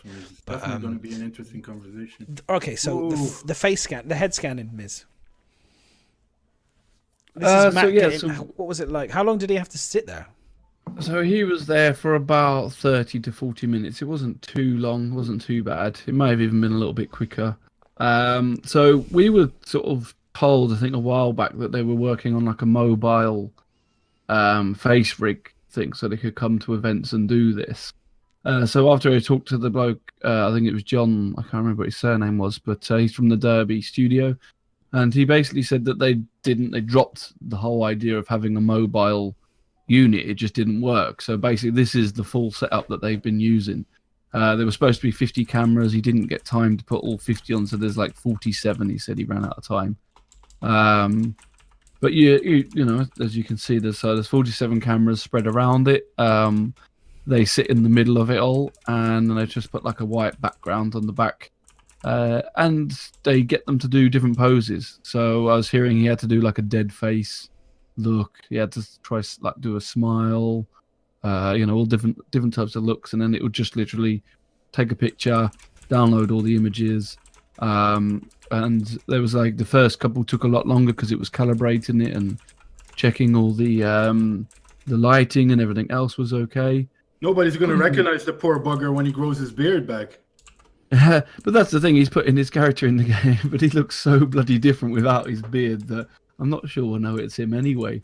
But yeah, it was interesting. It was good to see. We did have a word with them and asked them if they could take the rig to CitizenCon, which they've said it's a possibility, and to contact them nearer the time. I also spoke to Brian the day before and asked him the same question, and he said that sounded like a really good idea, and to message him when I got back. So I'll be contacting him over the next few days to give him a little nudge. But I think some other people have asked him as well. So there's a very high possibility that this will also be at CitizenCon. So hopefully we'll have another. So they only got through like 10 people. So hopefully we'll have another 10 or more people to be scanned, depending on like how long the event goes for and how many they can do, really. Well, I mean, if they get it to CitizenCon, I think they should definitely do all winners of the dogfighting competition should be scanned into the and especially the two streamers. Well, we only need to do one because one's already got it, but the one streaming the event definitely needs to. Well, do I need to remind you that Zach will be there and that you definitely will not be a winner? The winners, the winners. Do I need to remind you of that one? Past and present, baby. I'm the original, so the original should always past be is gone. Man. Gold past stat. is I think a gone. gold statue should probably be erected at the one of the stations. I think, don't you guys? I think the only thing that is erecting is in between your legs, man. Don't worry about that. Anyway, so yeah, the other thing with the face rig is they basically said that you will see your face in the game. It will be there. I think it is definitely going to be used as an NPC or potentially more than one, although if you see them, maybe they'll vary it. So I think it's also potentially going to be used for like character creation, so the face will be all split up and they'll be able to take the eyes and the ears and so you can mix say them I all want together Max from different eyes, ones. but I don't want his chin because that was a bit weird. And then you can say I want Madness's on their face, for example. Can you do that? Is that something? Detox, what's up, Or baby? these- How you doing? Didn't Are see you these then, chat. components that they scan mate. going to be used for character creation, or are these components going to be used for NPCs? I think both. Both. Okay, I think that's it's cool. going to be. I think so. Yeah. Yeah. And I think the beard. Yeah, and to answer what Detox is saying, I think the beards and everything will be added afterwards. So we kind of discussed it a little bit last time, but to scan all the beards on would. Well, actually, Mac asked why he had to shave, and they said that the capture tool or the system they were using, it just wouldn't capture the beard. Basically, the reflections. No, but it and does everything that capture was happening Myers' on it. hat. That's something that I'm a bit confused about. How has it captured Maya's hat? Well, Meyer kept his hat on while doing the face scan. He might have just done that for one picture because I think he asked Darge to come back and take a picture of it. I think because everyone had to wear the skull cap Okay. thing. He might have just done it as opposed things. Yeah. So, and I think they wanted it to be all completely clear because then when they do this thing where they do chop your face up and use it for different stuff, so they need to be able to access clearly, like take the mouth out and take the eyes out. So they need it sort of clear as possible, really. So as you can see, it's not a massive setup. It fits in the smallest room, so It's pretty small. definitely a chance for them to bring it. I think it's a little bit of a pain in the ass bringing it over, but from Manchester to for them to take it to Manchester, hopefully wouldn't be too difficult. It would be. I think it would be pretty sweet. I think a lot of people cool, yeah. would love to like. It would be nice to have like a similar thing as well with like golden tickets, so people sit there and then they open up something, sit under the chair or something, and if you've got a ticket, you get yourself into the game. That would be pretty. Yeah, cool. the problem with that is you have to sign all these forms for image release and everything else, which is why they asked in advance because they sent them off and you need ID and print it off because basically you're signing your face away so that Star Citizen can do what the hell they like with you. Wow. So yeah, that's quite an ask, really. Because you imagine what I'm going to do with Mac's face in game. It's going to be some fun scenarios going on. I think That's a lot of people can do stuff with Max face in game. Yeah. and gambles. I said what he should do is he needs to force anybody that's in his org to have the same face as him and just have it like because he's just he didn't get imaginative with his org name, so he just called it SMB org. So I just renamed it SM Borg. So yeah, if they all literally have the same face, it'll just be SM Borg. You've all been assimilated into the SM Borg. So yeah, millions of Macs running around. So. Wow, that would be quite terrified of that moment. It would be Neo and versus what's his face, Mr. Smith, whatever. Big fight going on. That would be pretty scary. Exactly. And the last picture, dude, is a redesign from the ground up, the Aurora. Discount code New Beginnings. Yeah, very cool. It was basically me taking dirty toilet pics. So when you go into like the public toilets and stuff, they've always got these stupid adverts on top of the urinals. Well, this was cool. They had all different. So they had like join the UEE poster. They had this Aurora picture. It was cool. I just had a double take on it because first I was not expecting. And I was oh fuck, that's an Aurora. So I was like, yeah, I'll just take a little picture of that while everybody's looking at me with my phone out of the urinals. Yeah, why not? Is that fucking piece of cake big enough? Jesus, it's big. It's impossibly bigger than your head. And I mean, I know that's massive. Look at my piece of cake. You're gonna have a big cake for the chat, baby. What the fuck is that, man? It's just Chinatown. Fucking wedge. Look at that. What are you saying, Chinatown? It's amazing. Is it from Chinatown? I don't know what that code gives you, by the way. Has anyone tried it yet? Is it a discount on the starter package or? It's condoms. Aurora condoms. Vending machine. Very A small. new beginning. A new beginning. Yeah, because they rip on the way in and they don't actually work. They don't work. They're very small and cheap. There's a lot of clipping going on. Oh my god.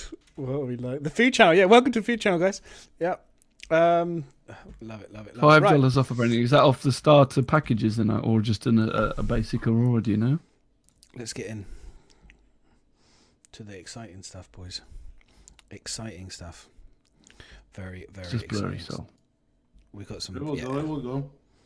Right, guys. This is where it's all gonna get very, very exciting. Just an Aurora MR packages. Okay, well that's pretty good. It's always good to have a bit of a discount on them. Okay. Covers the frickin' tax. So I'm gonna. So I'm just going to go through the table in terms of highlights between the three of us, and you guys in chat, feel free to tell us what your highlight was, and then we'll go into CitizenCon and stuff. So, from me, the highlight of the whole show, there's besides the keynote and everything else, which we'll go into later, one of the most exciting things that I was really pleased to hear is Chris Roberts talking about going to quarterly releases of information, updates, basically. So they're going to clearly going to make use of the Delta Patcher. You know, they're going to try and push new things in, so they're going to be a regular move to this, to a release schedule. Is a date release schedule is fantastic. The only thing with that is they did really kind of say, wasn't that what 3.0 and 3.1 and stuff was meant to be anyway? The difference with it now is they've got the Delta Patcher, so that makes a big difference. Yes, I know, but that is kind of... They've said that we'll release whatever is finished. This is the point. With the Which Delta is Patcher, what we've been saying they should have done whatever, for a long time. Yeah, but exactly. Now they've got the Delta Patcher. Wait and see. I hope that he keeps to that, because I think that makes much more sense. Just say, right, well, we're at this point at this time in the month. Not that time in a month. This time in a month. And like, if it's done, push it out. If not, but he did say that last time. He said, we're just going to do what's done and push it out, and then we'll move on from it. So I'm not like holding my breath on it, but I do hope that's with the Delta Patcher. That's probably what that's been holding them back from doing that maybe in the past anyway. Getting this Delta Patcher. Such a big ego and such a big mouth that he can't even fit that piece of cake in. Well, yeah, ignoring the cake, but what's good is it puts a lot of, not good for us. It's not good for the developers, bless you guys, because it puts you guys back under a lot of pressure in terms of delivering for timeframes and timelines. You're much more held accountable as developers to obviously trying to hit these things.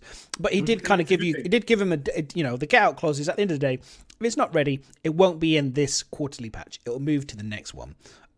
But what it does mean is things are finished early and things are ready, that we'll get them. We'll get it early. And it might be a case of some things that maybe were going to be in the previous patch will get pushed forward because they're ready and they'll go into the first quarter and vice versa. So this is great because it means we're no longer going to have a 12-month drought period of nothing new. They clearly recognize they can't do this anymore. Yeah. They have to deliver stuff for us at least 6 months. You can't have a year of nothing but the same content. You just can't. It just dries up the streaming channels. It dries up the ability for it just can't happen again. So. It was nice that he'd kind of acknowledged that as well, because sometimes I think that's part of the problem with CIGs. They don't. We all know these things are happening and they don't acknowledge it, even though we get that he's making his game and he's doing it to his own pace. But realistically, we're all screaming at them saying, why isn't this here? So it was kind of nice that he said, no. He goes, even though you had 2.6.3, he said you really had no new content 2.6. So yeah, it was kind of nice that I think he acknowledged that we're all like desperate to get some new content. I got something to add to what Madness said though, and I think if you, Madness, for example, your boss is going to say to you, you need to make 6 different pairs of shoes and I need them in 12 months. Or the boss is going to say to you, I need 2 pairs of shoes every 3 months. It's much better manageable to get you to make 2 pairs of shoes every 3 months, because you're a lot more on the ballpark, I think, and you have a lot more chance to correct things, I think, when you do quarterly patches. You know what I mean? I can only speak as a designer, but if you give a designer 6 months, he'll still manage to find his way in the last month, working the last month harder than he worked the first fucking 5 months, because designers we love to but be that's creative what I mean. And think and design. But and, I mean, like, whereas if you have a constant tight timeline, you're always having to be on it. I mean, granted, you can burn out. You have to be careful for burning out staff for sure.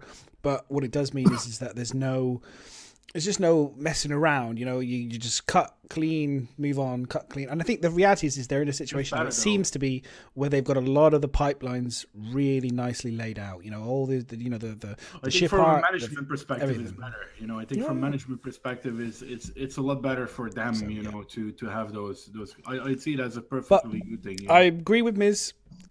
It's all talk until it's delivered at the end of the day. So we'll wait and see. Definitely. But that for me was a highlight in terms of that was for me was a really good highlight, because we need more content consistently. So that was all the other stuff is amazing. Exciting thing? Yeah, it was. Yeah. Okay.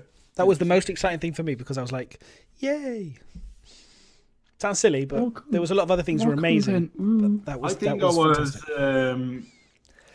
I think I was very excited from my perspective.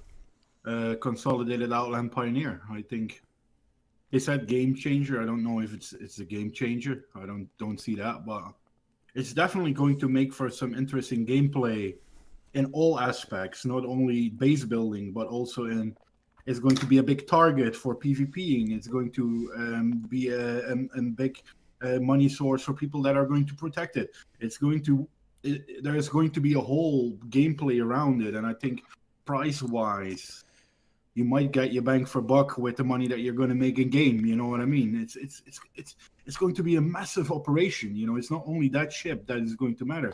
It's everything around it that's going to matter. Planet side, space side. It is a big thing. Not to now call it a game changer. I think that's they kind of backed out of that at one point. Yeah. I think right near the end, I think Lando and Ben were talking about something. They said, well, it's not so much a game changer as a game advancer or something. I think that's a better word. Backed up his own ass after fucking drumming it up as a game changer for so long. But it's a complete new job created, which adds all existing jobs to it by piracy. What were we using again? How you call it? Private military companies. You know what I mean? Mercenaries. That it brings a lot of things together, which I think is really really cool to see. Yeah, I mean, it brings tons. I'm curious to know what its defenses are, because if it's got pants defenses, it's going to need 3 turrets and it's going to need heavy protection. So it's a big ship, huge target for people to come and rob. So you're going to want to, if you're running, it's an orc ship, no question. It's an orc ship. Even though with the small, I was very surprised with the number of people minimum. It's imagine like the orgies that you can have people on that ship. Minimum to run it. I think that's obviously to be probably not that efficient. You probably was it 8 or 6 to run it efficiently? 4 minimum crew, 8 maximum crew. 8 was the maximum crew, which would be to run it efficiently. So say 8 people running it efficiently. That's still quite a small number of people for such a massive ship. You saw it next to a caterpillar.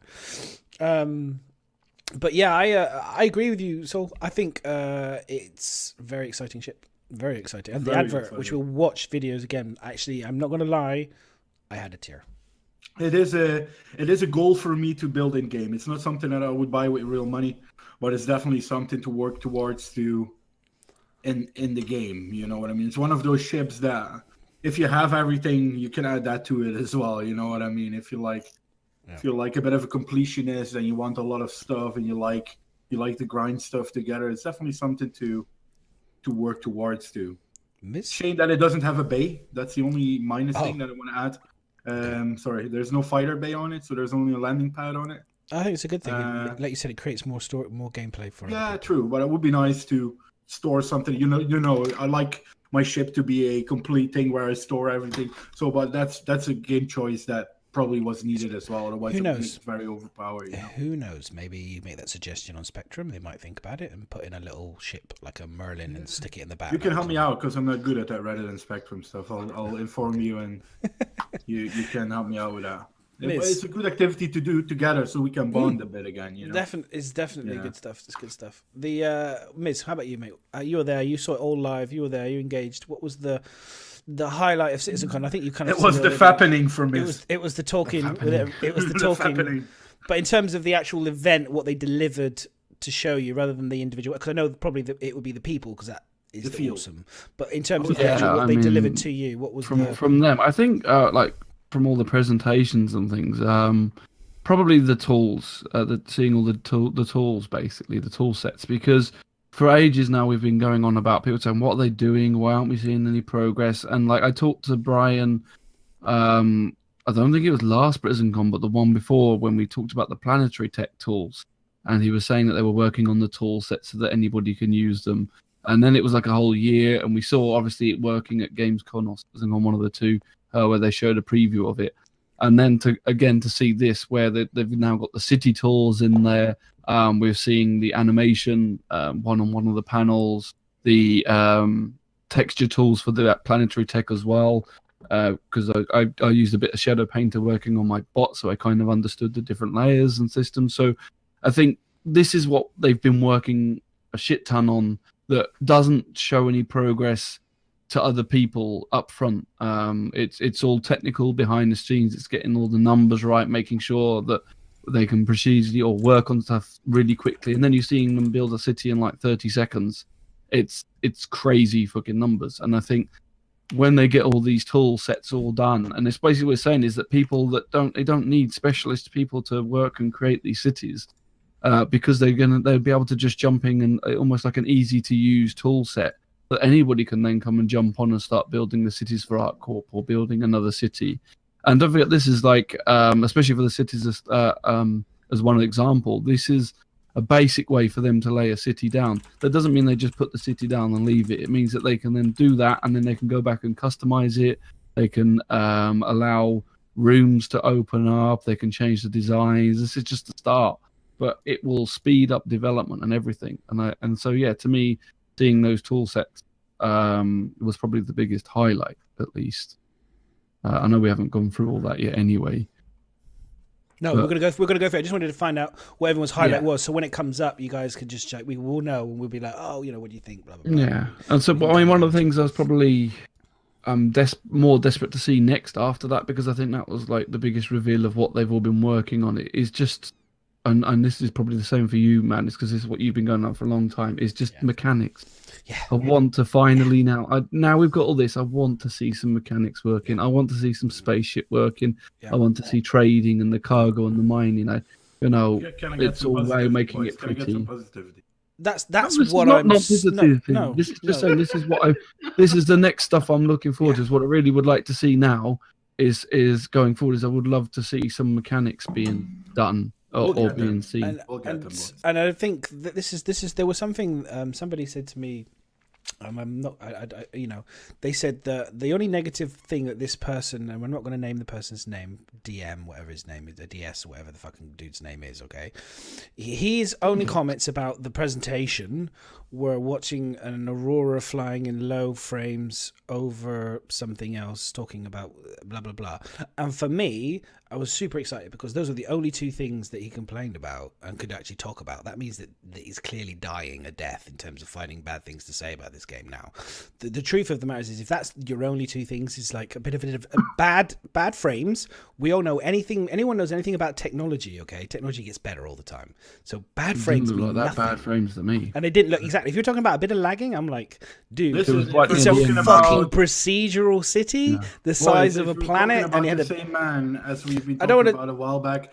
This man died a slow death a long time ago already. But what I'm saying is that him, he's man. Fuck him. if you think about negativity and you think about That's people's not hard. negative, That's not hard, I tell you. that was nothing. I just want to bring because I want to say there was nothing there. If that's your main argument about one of the things, there's nothing because technology gets better all the time and it will be improved. Yeah. And the other thing was, if you can't see the potential, like the world, if you can't look past the Aurora ship flying over a planet and see the whole fucking planet and see the potential that there's potential gameplay and things like that, then I'm sorry, you're blind as fuck.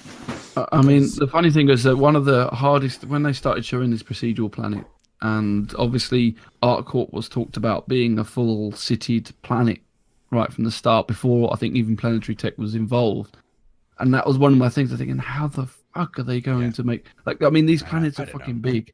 Yeah. How are they going to make a whole planet all cities? Yeah. And then they just go and bam, show you that at CitizenCon, and it's like, fuck, they've done it. It's like they've done it. It's not that it's easily feasible when you see that. Yes, you're not going to explore every interior building and all that stuff, but it doesn't matter. The fact that they can cover the whole planet, it looks different. It looks exciting. It's fucking amazing. I will talk about it. I mean, I'm kind of feeling that we should talk about it, but we'll talk about it again later. But for me, it was mind blowing. I've already seen lots of people who's kind of weren't really big fat, who were doubters, kind of see that video and just go, holy shit, it's happening. And for me, I just see it and I go, the dream is every year. Last year we saw the procedural planets, which I thought were amazing. This time we've seen procedural cities, which are amazing. This is the foundations. This is like the big brushstrokes of creating the world, and they're making it look fucking seems to be really easy. It's not, but it looks fucking easy because this shit should have been taken years got all and years. The tools now, and they seem to have already like it's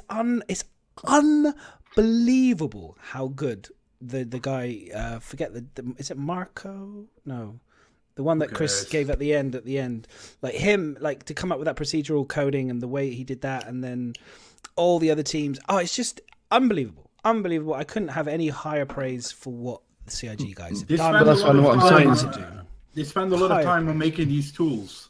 Yeah. But it's all paying back, and it's started already. You know, it's already starting to pay back. I mean, It's so just gonna these get tools, better. what these tools are allowing to do, so to put it in a more easier term, so like I've done get like it a done. tiny bit of 3D modeling with my Mizbot, and I'm crap at it, right? Okay, so it's all self-taught.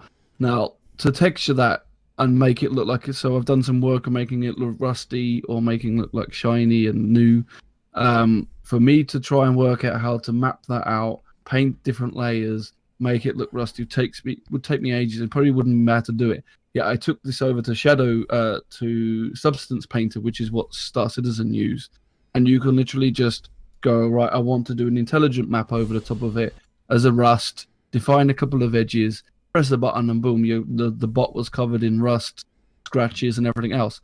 And that I don't even know how long that would take for me to do manually if I tried to do all that work and try and make my own bot look rusty. Has the bot gone through a bit of a rough patch? Yeah? Right. He has So, had gone through as we're a few talking about crashes it, too many. As we're talking about it, I'm bringing up the video, boys, and we can just go straight. And so into this it. is what I mean by like with their planetary check. It's going to allow someone that's not necessarily that knowledgeable about layering stuff up and things like that, literally going to be able to go there and start building cities without having to learn too much about it. Yeah. The Terrapin looks sick, by the way. Sorry, say that Yeah, again. Terrapin. The Terrapin, sorry, I was mouthful of cake. Mouthful of what not to do in a podcast. I'm sorry, but I'm really hungry. The Terrapin looks No, man, amazing. it doesn't matter. I just grabbed this cheese splatter, man. I was like, I got everything. I was like, literally the I didn't know what to think of the Terrapin. I wasn't really a big fan of it, but every time I see iteration after iteration of it, has it's more something, and more doesn't it? sexy. It's something Yeah. about it's like I said, There it is something feels about it. really There is cool. something about it. The new Aurora I know looks when great I as well. So when I saw the Terrapin there, I was like, you know what? That's like being a nice, heavy, protected ship, being just a little bit safe in it for doing some smaller jobs. I was like, that's quite appealing. It's, I wanna see it's more definitely it's definitely going to be a little, and I think you mentioned it before, Miss, your little Winnebago kind of thingy. I think that would really fit such a description. You know, very powerful ship though. It's a great scout. You know, and it's what Madness says. It becomes more appealing every time.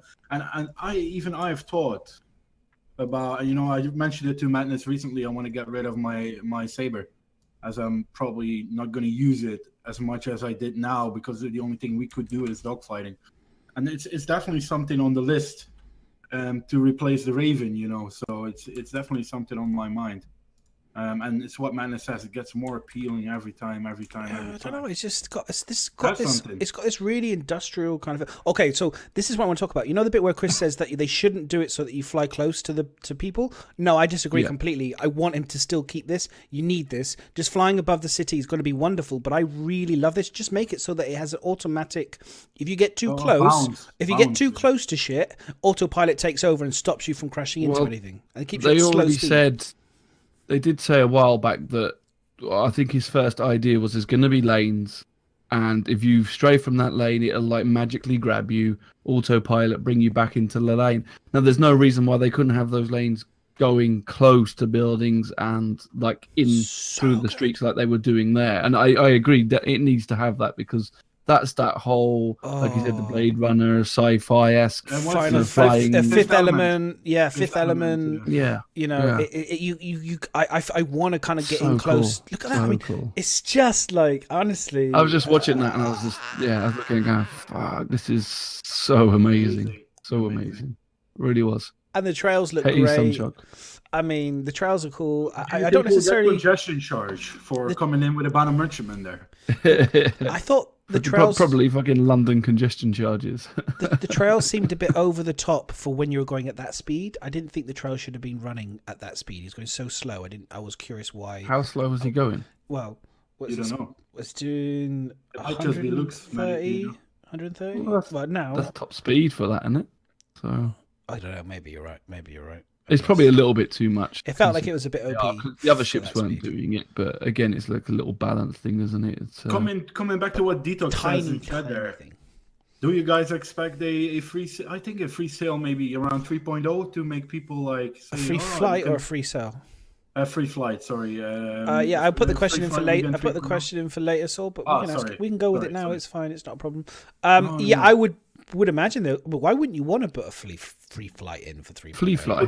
People can Jesus. immediately eat from the fruit, and then you have There's eaten the normally fruit a and you free want that. fly. I'm surprised there wasn't around this actually, but there is normally around the holiday live stream. I think they have a Because free there's no fly. new content to play on. It's still 2.6. So until we get Yeah, 3.0, when 3.0 comes out, there will you be. can almost guarantee there'll be a free fly. I got a question for you guys. Didn't we last year with CitCon have a lot of ship sales and different ones on different days and that There's sort of a stuff? holiday sale coming up as well. Is that the yes, holiday yeah. one? Yeah. There's something in November which I think is the anniversary sale, and then they have the or holiday sale, one of the two, and then they have the anniversary live stream. Yeah. Because I really want to get my hands on some new ships there. And Detox is right. I don't know how the stream looked because obviously I was there, but that having this, I mean, I was lucky. I got the row at the top to watch this presentation, and so I was bang in the middle.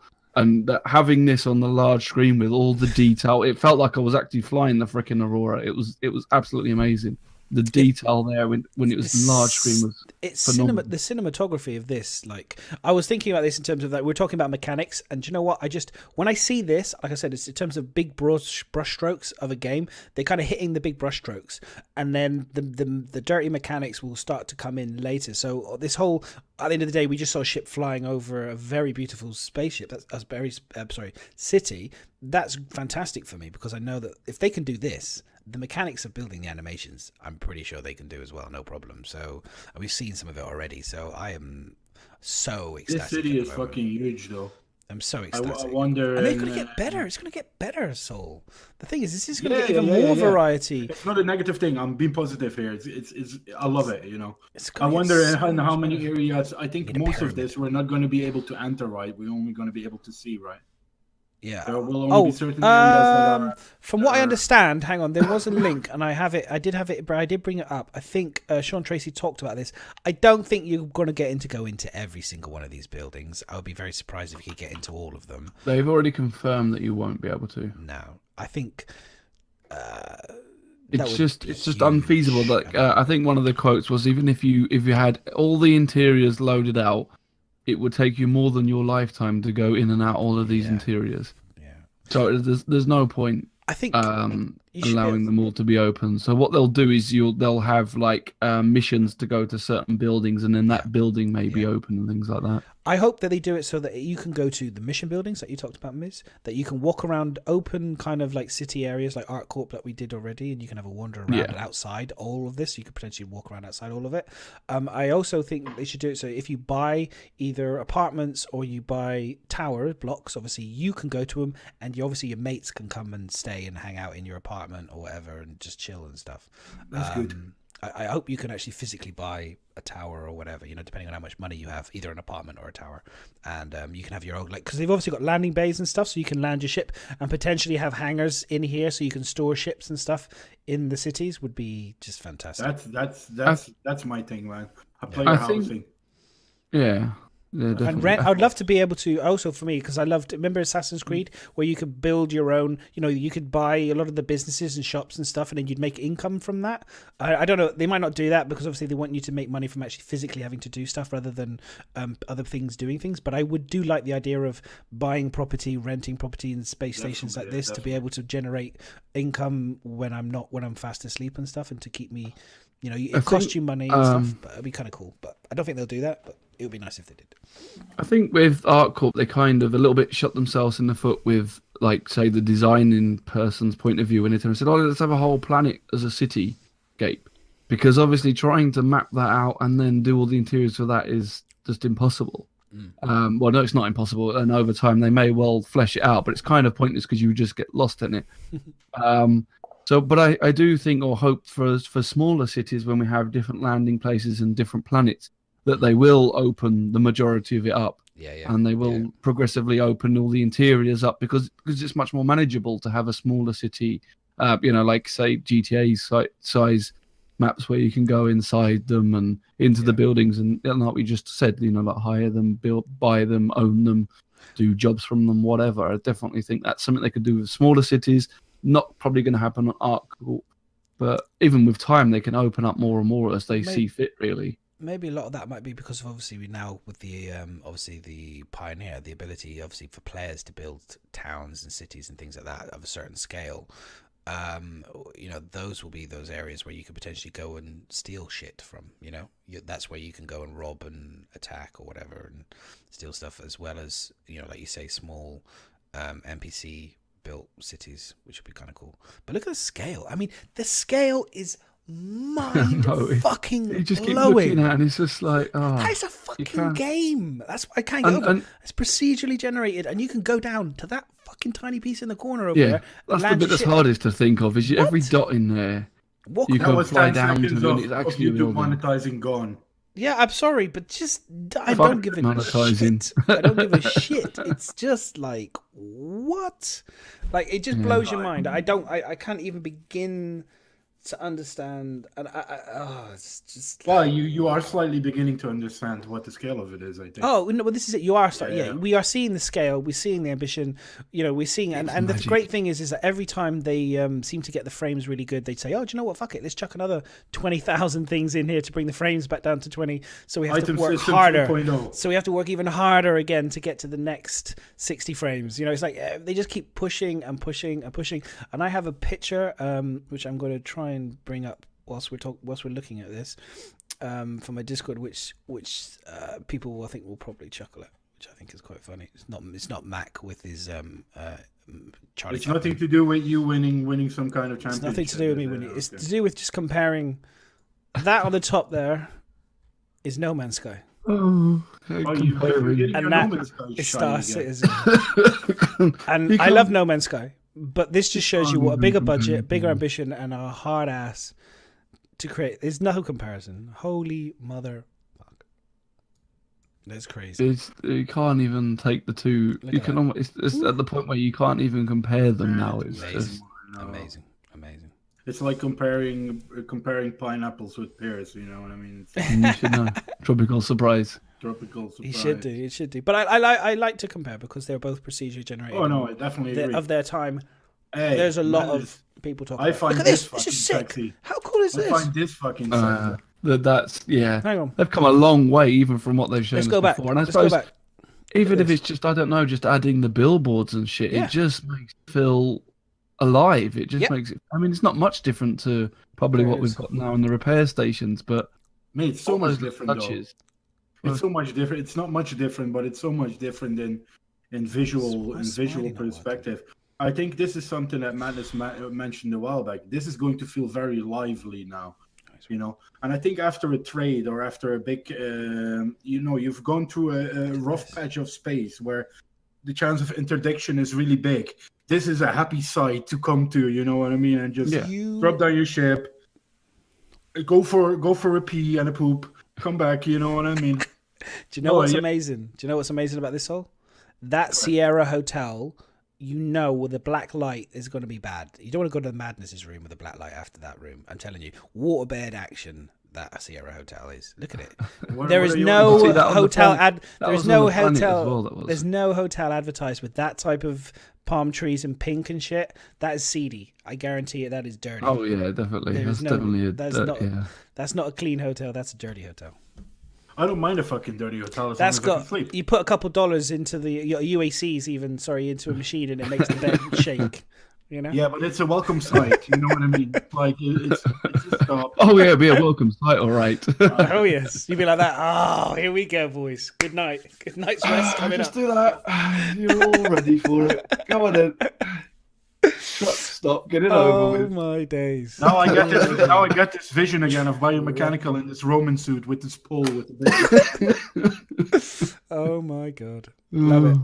But you're right though. It's 100%. Well, this is what it's about. It's about adding those details. It's about adding that just excitement. Again, that visual excitement that just gets you going. Like, oh wow. And that look at fucking that moment when he turns around and looks at the planet. Oh Wow. my fucking god. Yep.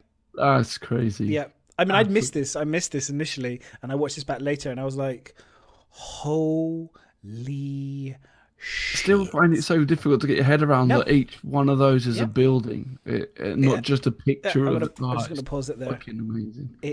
And then I think this has been a GIF that I've seen on Twitter a lot, and I think this is probably one of the most mind-blowing. We'll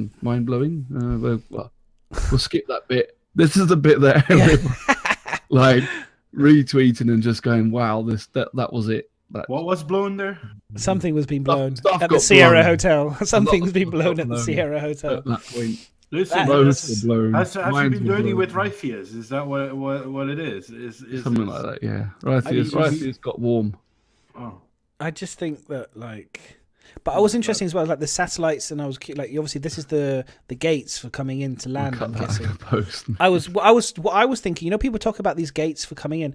I wonder if that's just a visual cue for the pilot to know where to fucking go, so he knew where to fly.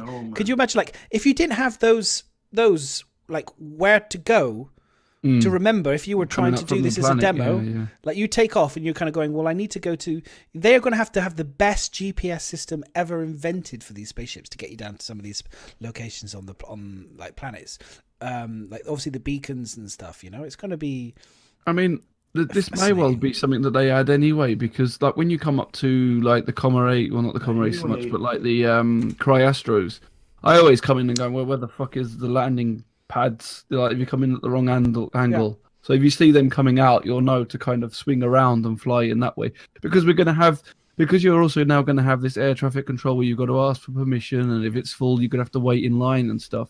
That may well be trying to usher you into that, so that you can come round and land in and wait in line basically for it.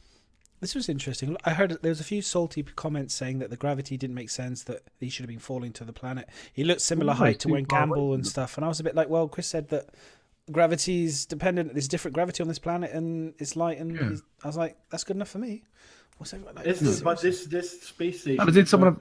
It's not an atmosphere anyway, so why would you fall to the Earth? Well, that's what I was like. I was like, he's in a space. That's what I said. I thought as well. I was like, it was a space station's hovering above, unless it's in measuring stick to make sure it was the same distance as Gamble was. I mean, how can you look at that and go, well, that's the fucking same distance that Gamble fell to us? I was the same. I was like, come on. People just finding something to be salty about. Even I, who am supposedly Mr. King of Salt. I mean, we got King of Salt here, and I haven't had any. I had very minimal salt, like pretty much non-existent. It was drier than the Sahara for salt.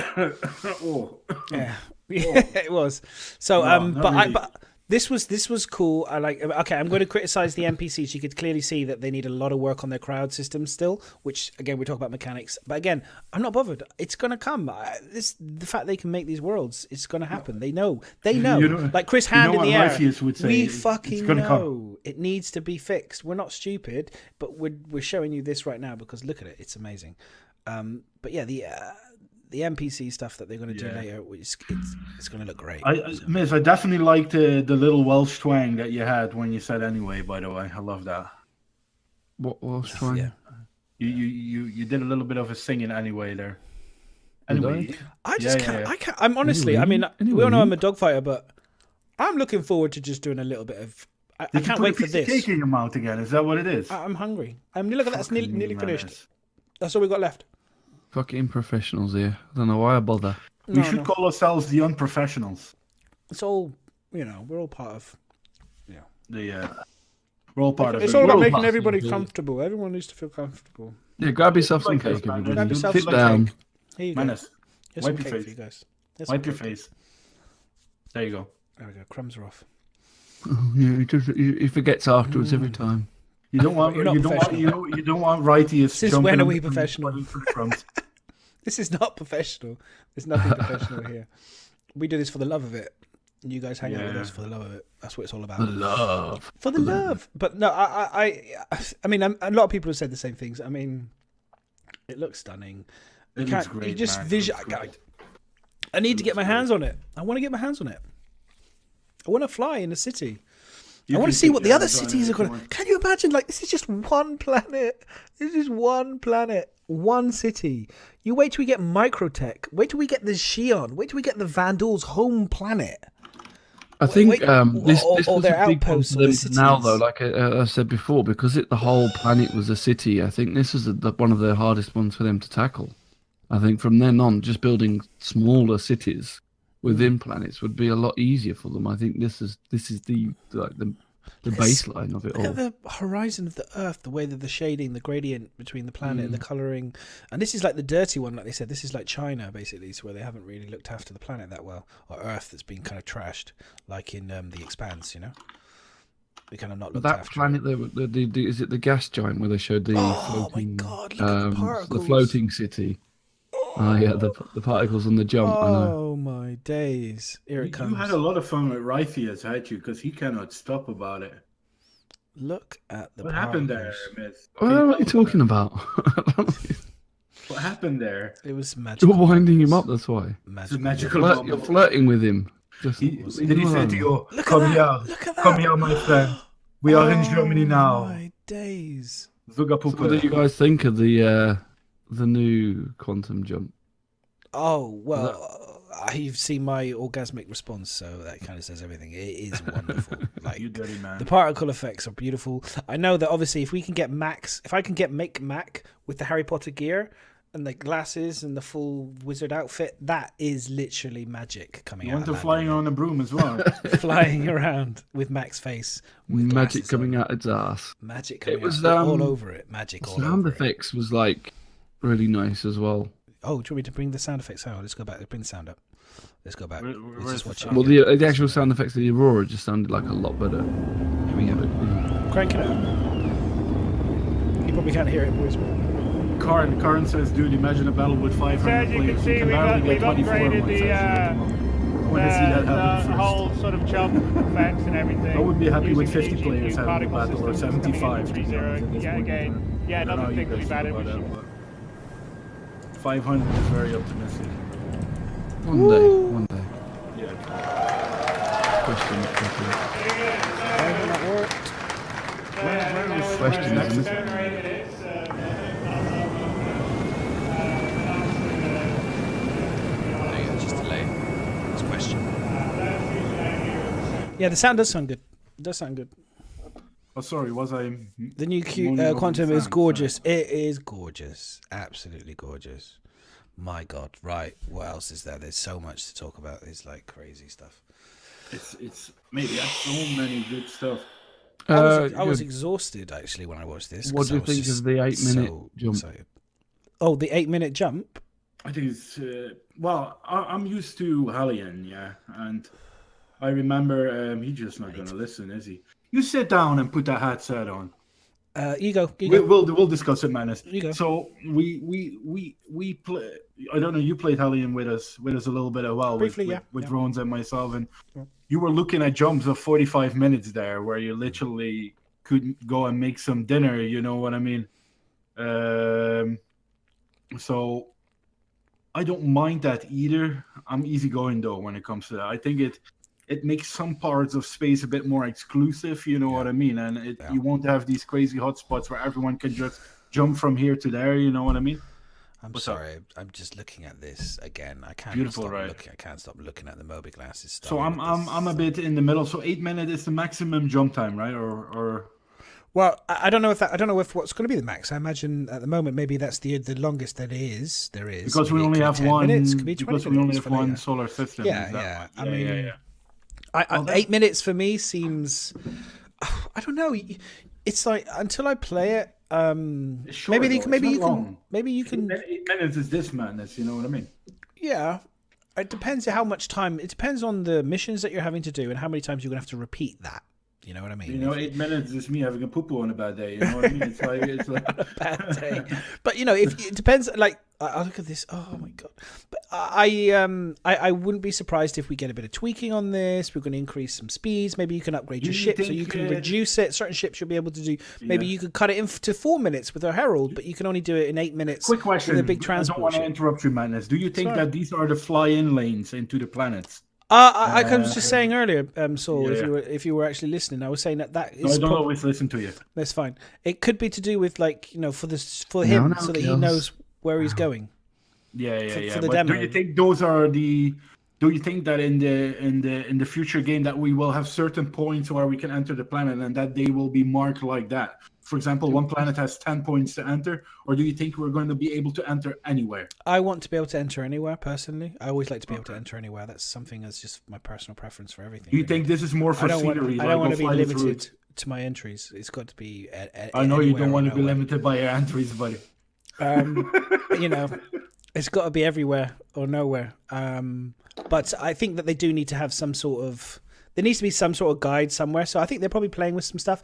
There's got to be, at the end of the day, there's got to be satellites and shit in space. So maybe for entering into atmosphere, you have to come through, you know, at the end of the day, an atmosphere as well, isn't it? Like NASA, you have to come in at a specific trajectory, because if you come in at a bad angle or whatever, your ship can be burnt up or deflect off the atmosphere and ping off. You know, you have to come in at a certain angle. So potentially, maybe, you know, these are the ports, these are the points where you can enter the atmosphere, and then after that, once you're through the atmosphere, you can then go anywhere on the planet. So yeah, maybe overall you're gonna be able to come in anywhere. I hope you can come in anywhere. That was always a the plan. Complete dirty mind at the moment because of Rypheus now. Complete dirty mind. I don't really like the Moby Glass as a way to navigate jumps. I really don't like the Moby Glass. They've said that most things you're going to be able to put to like a hotkey. So I imagine, and especially from feedback wise, if you want just a direct access to the Moby Glass, it'll probably be some way to hotkey that. And also, especially if you start using things like voice attack, you'll be able to say, you know, call it up or something. I mean, maybe you can have the Moby Glass on one of the screens. Maybe you'll be able to do things on the screen. Yeah, I mean, always on your arms, because at the end of the day, I can understand it being a bit strange. You're flying along with dual sticks, and then all of a sudden I need to go here, so I have to stick my arm in the air. It might be a bit more sense to be once you're in the ship. It becomes part of the ship. I mean, didn't the first iteration that we saw wasn't the freelancer one on? Yeah. It was actually on the ship, and hopefully that's what we'll, I think, get for all of them in the end. Something in the ship, because it does seem a little bit odd to bring your arm around and use your Moby Glass while sitting down in your ship when your ship could do the same adverts. Don't look on your Moby Glass while driving. I mean, it could be a case. Yeah, exactly. But it could be a case of, you know, you can program the ship from your arm before you even get into the cockpit, and then, you know, it takes you. And at the end of the day, this is still the first iteration of the Moby Glass in its current format. Yeah, and the stuff that you got, you know. But look at this, guys. Look at tweaks. Look at, the water. The water is much improved. The reflection, the way that they've got the rippling going on. I mean, that was one of my big things when we saw it last year. Was the water just looked like solid, kind of looked really unattractive. I can't wait to put my Banner Merchantman in there. Water is quite tricky to do. So, it's like all these subtleties, like fire, water, and the elements. It's always tricky to get them to look authentic. So, it looks much more improved. Keep your Banner Merchant in some way safe. What's this? And I love just you're wearing protection. It's just you're a dirty man. You see what I mean? Everyone has this dirty mind at the moment. It's not good. No, I don't know what I mean. You want it to sink. That's all I meant. I think they should be waterproof, right? Possibly. We'll put one of these. We'll put one of these layers around it. You know what I mean? You know what I mean? You know what I mean? You know what I mean. You know what I mean. You know what I mean. By the way, guys, if he has to say, if we had to drink, if I had to drink every time you say "know what I mean," I would be on my ass. You would be pissed drunk. Pissed drunk by now. You know what I mean. But are you mocking the immigrant again? Is that what it is? No, we never do such a thing. Yeah. He's pulling the immigrant card out again. I was surprised that they didn't. I'm going to be honest. I'm surprised that they didn't choose another ship for the second part of this presentation, because he had the remember, if you think of the last one, the Raven. They did the Aquila, then they did the Ursa, then they did the Nox. This one has the best view, obviously. This one has the best view, obviously. And then this one, they just did the Aurora, and I was surprised that they didn't do the Cutlass. They didn't do, some other potential future ships. I was quite surprised. They didn't do the Sabre. I think it's the view. The view from the cockpit on this one is very open and wide. So it might be. If you wanted a good view, I know why they did, because it's the newer ship, so it's fine. I was surprised that they didn't do. We know the rest is coming anyway, Maddie. You know. Part of the reason is because it's slow as well. Okay. So you get it's slow. It's reasonably easy to maneuver without too much trouble.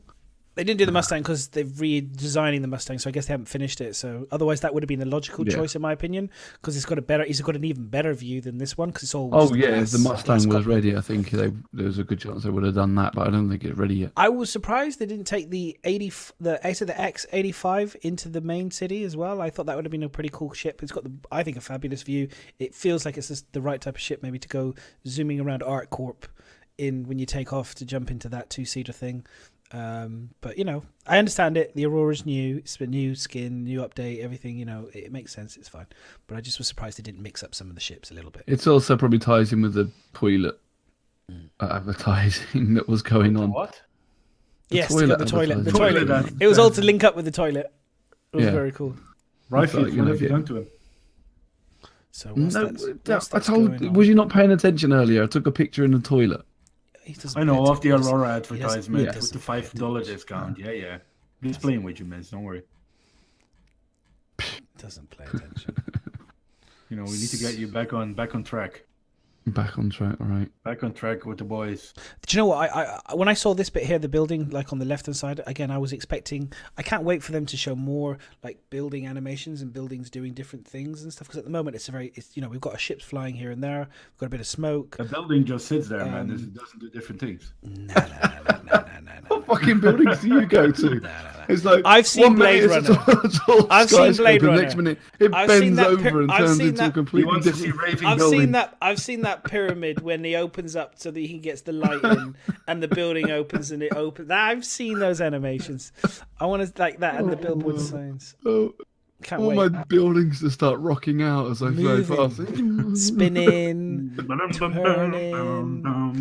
All that good if you've got a room, I pay for a room for a fucking beautiful view, and then 2 minutes later it gets up and spins round, and then it's like on the basement or something. What the fuck? Play fucking Daft Punk in the background. That's what I'm talking about. Around the world, around. This place had reminded me of the Harkonnen kind of in June. Kind of that. Madness is waiting for this building to turn into a transformer to start firing off rockets into space. Oh yeah, that would have been sick, man. Transformers. Yeah, that would have been cool. Unicron. That would have been so wrong. It would have been not fitted at all. Unicorn. Unicron. Oh, Jesus. Unicorn, go. Jesus Christ. So did you notice the monorail in this yes. as well? Now, did you notice it moving? There it is. Look, can you see it moving on the right side? It actually works. Very early on one of the first moving. It works. There they are moving. I was like, well, look at that. It's moving. I watched it. I was like, they've got it moving. That's fantastic. A freaking monorail and it's moving. How awesome is that? And is there people on it? I'm gonna say something really strange here. I like the smoke effects of the industrial effects. The flames coming out, the smoke, the grim, you know what I mean, and it's the gritter. It really makes you feel. It's a really good atmosphere in this gameplay footage. Really great atmosphere, you know what I mean. Really good. It definitely felt very industrial flying into that, and it was interesting. Like although it was very similar in color tones, it still felt industrial compared to ArcCorp, which had all the fluorescent lights and everything else. So, yeah, you definitely felt a difference in the two places from it. I love it, man. And one thing that I forgot to mention earlier, man, is in what you think, what is exciting, the flora fauna, man. That was something. And there was the alien as well. Wasn't there a little alien creature in this as well, which you saw kind of flying at your screen and kind of like terrifying you, which was quite funny to watch it kind of like come at you. But on the podcast every fucking Monday. Yeah, true enough. Yeah, true. But the ArcCorp did have a bluer sky for sure.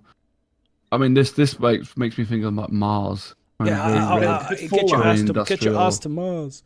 A bit Fallout-ish, a bit radioactive kind of. Industrial, grim, honestly, if anyone's been to China, if anyone's been to the industrial part of China, which I have when I was doing with shoes and stuff, I've been to Dongguan and Guangzhou and all these kind of heavy industrial kind of areas. No word of a lie, ignoring the fact that obviously the red sky, but it really smoggy and dirty, and you just feel covered in like really dirt and filthy, and I've been there, and it's quite an experience to be in a city where it's not clean at all. Needs cleaning. Not clean at all. Miz would have been out with a brush and like I would trying have to come with sweep my it out. tropical surprise, man. It was filthy, and when I see this, it feels very much like it. And like I said, it's got a Harkonnen, Mars, industrial. This could be a place where brilliantly Drake done. makes his ships. Brilliantly This could done. be a place where Drake makes his ships. The shit that the plants look like they're struggling to live, and I just love it. And I love when they show them the presentations on the panels and stuff. They talked about how they build the mood boards and they create it all based on lore and keep everything tidied up and they all make sense and stuff. So, but again, this is the scale. Like, he's flown over this fucking huge planet and he's just landed down here, and then he's like, can you imagine the Easter egg potential on this game? I think like the scale is the hardest thing to wrap your head around in this. It really is, because like even when you see these big giant ships that were being issued, and you think, oh, like from a distance they just look like any other smaller freaking ship, and then you get underneath it and you're the size of a pea, and this thing's absolutely huge, and then they're flying that over to what looks like a normal city, but it's not until you actually get to ground level and you realise that the size of one building's like the size of a normal city in any other game. It's the scale is just absolutely crazy. Yeah, I mean, trying to find anybody in fucking ArcCore. Well, this is it. This is the thing: is that the last of the major pieces of tech for me that needs to be conquered is the netcode, the ability to get thousands. If you can start to populate this world with us, and I'm telling you, that'll be their eureka moment. I think when they get the netcode cracked, which they will. They will. Yes, they will work their asses off. Even if it doesn't happen next year, 2 years, 3 years, 4 years, 5 years, all I look at it is that's time for them to optimize, improve, optimize, improve, optimize, improve. Just keep adding things to it as they work their asses off to try and figure out how to server mesh, whatever it's going to be, to get that netcode there. And along the way, they'll just keep adding more people. We'll go 50 people, 100 people, 200 people, 500 people, and then before you know it, it'll be some clever clogs will figure it out, and then boom, it'll be like 10,000, 20,000, and it'll be like, holy shit, it's happening, it's here, the dream is here, and planet, it's just like, I think someone said, like, it's a dream anymore. It's slowly starting to become reality. You could fit all the people in this game, I guarantee, probably could build a house and a property and land on probably one of the moons that have already put in this game at the moment, I reckon, because of the scale. We could all have probably a piece of land on just one moon that's currently in the game, and they're going to have systems. I hope I'm not living on your street. You're more than welcome to live on my street. Anyone can live on my street. We'll live on the burbs. We'll have it on the burbs. And just constantly big speakers blowing out as I drive in my car. You're like a propaganda machine, man. Oh, man. It's going to be hilarious, though. The fun. No, it's not hilarious. It's not the fun you're going to be able to have. Oh, my days. This was fun. Again, I like the fact that we started to see, so again, NPCs. We saw more in Levski in last year. Nice to see some more. That they're definitely going to have to really fill out the world, obviously, with NPCs. They have to. Whilst we wait. We saw a lot more in the ArcCore part, obviously. Yeah. And a few here. Yeah. But I think they've got to make sense, because though. You've seen the animation on one of the panels. You've seen that they're working on it. I think once that's implemented and they're really happy with it, that will be ported across to these NPCs, because I think a lot of these haven't got that iteration of the animation in yet because it's still in development. But this is sort of, like I said, something we'll probably have to cover in another episode or on a they're all doing podcast. You can see but the animation panel was amazing. The technology they got of him walking over the boxes. I mean, after all that like moaning that we've been talking about, or especially you, in terms of like how they're walking around Grim Hex and clipping into stuff, like they've nailed that, like completely fucking nailed that. Coming back on what I said earlier with the boring presentation, and Madness says, "Oh, Bram, but they're showing off, and Bram is my real name for the people that know that. Bram, they're just showing off what they've done." When we come to the animation thing in the game world that we're living now, and I think especially the last half year, it's a standard to have that sort of things in anyway. You know what I mean? It's good that they have it in their engine now. You know what I mean? It's nice to see, but for me, didn't need a 45-minute presentation for it. You know what I mean? It's no, I think you're wrong there. It's not. You know what I mean? It's not what's in games now. The games don't have that. That they said already, though. No, it's not, because like I said, them things where they're going up steps and that. There's always clipping. There's always that bit where the legs stick in the air. This stuff. Obviously, they perfected it. Don't get me wrong, but we didn't need 45 minutes of No, we did. We haven't had fuck all, Saul. But we had burn down. We needed it. I'm not sorry. I completely disagree with you. No, that's fine. You kind of disagree, but that's. We had burn down on board. I want to see what they're building. We haven't seen shit in terms of like, studio reports. Listen, you are the man that was moaning that he wanted to know about the bugs, and then they gave you the bugs, and you were still moaning. I always moan about stuff like that, but do you know what? I think sometimes you take for granted how when they show you these animation things off, and you just think, oh yeah, well, you know, that's easy. That other games have done it or whatever, and it's not. It's like, I'm not saying it's easy, but it's something that interests me less. Fantastic. Oh, look at that, the board gamer. We don't need the Doctor. Sorry, the Eggman. I think he's here. We'll bring us up onto the big screen. There we go. There big we screen. go. As we were talking about the animations, I'm going to bring them up now because they were fantastic. So, what did you think of the aliens on there though as well? Because we didn't really talk about go over that too much, but they were nice to see something at least living and flying on there. Yeah. They did say something about the fact that was like they can be much bigger than that, and these are just meant to be like small versions of them and stuff. So. Auto watch me, mate. Auto watch me.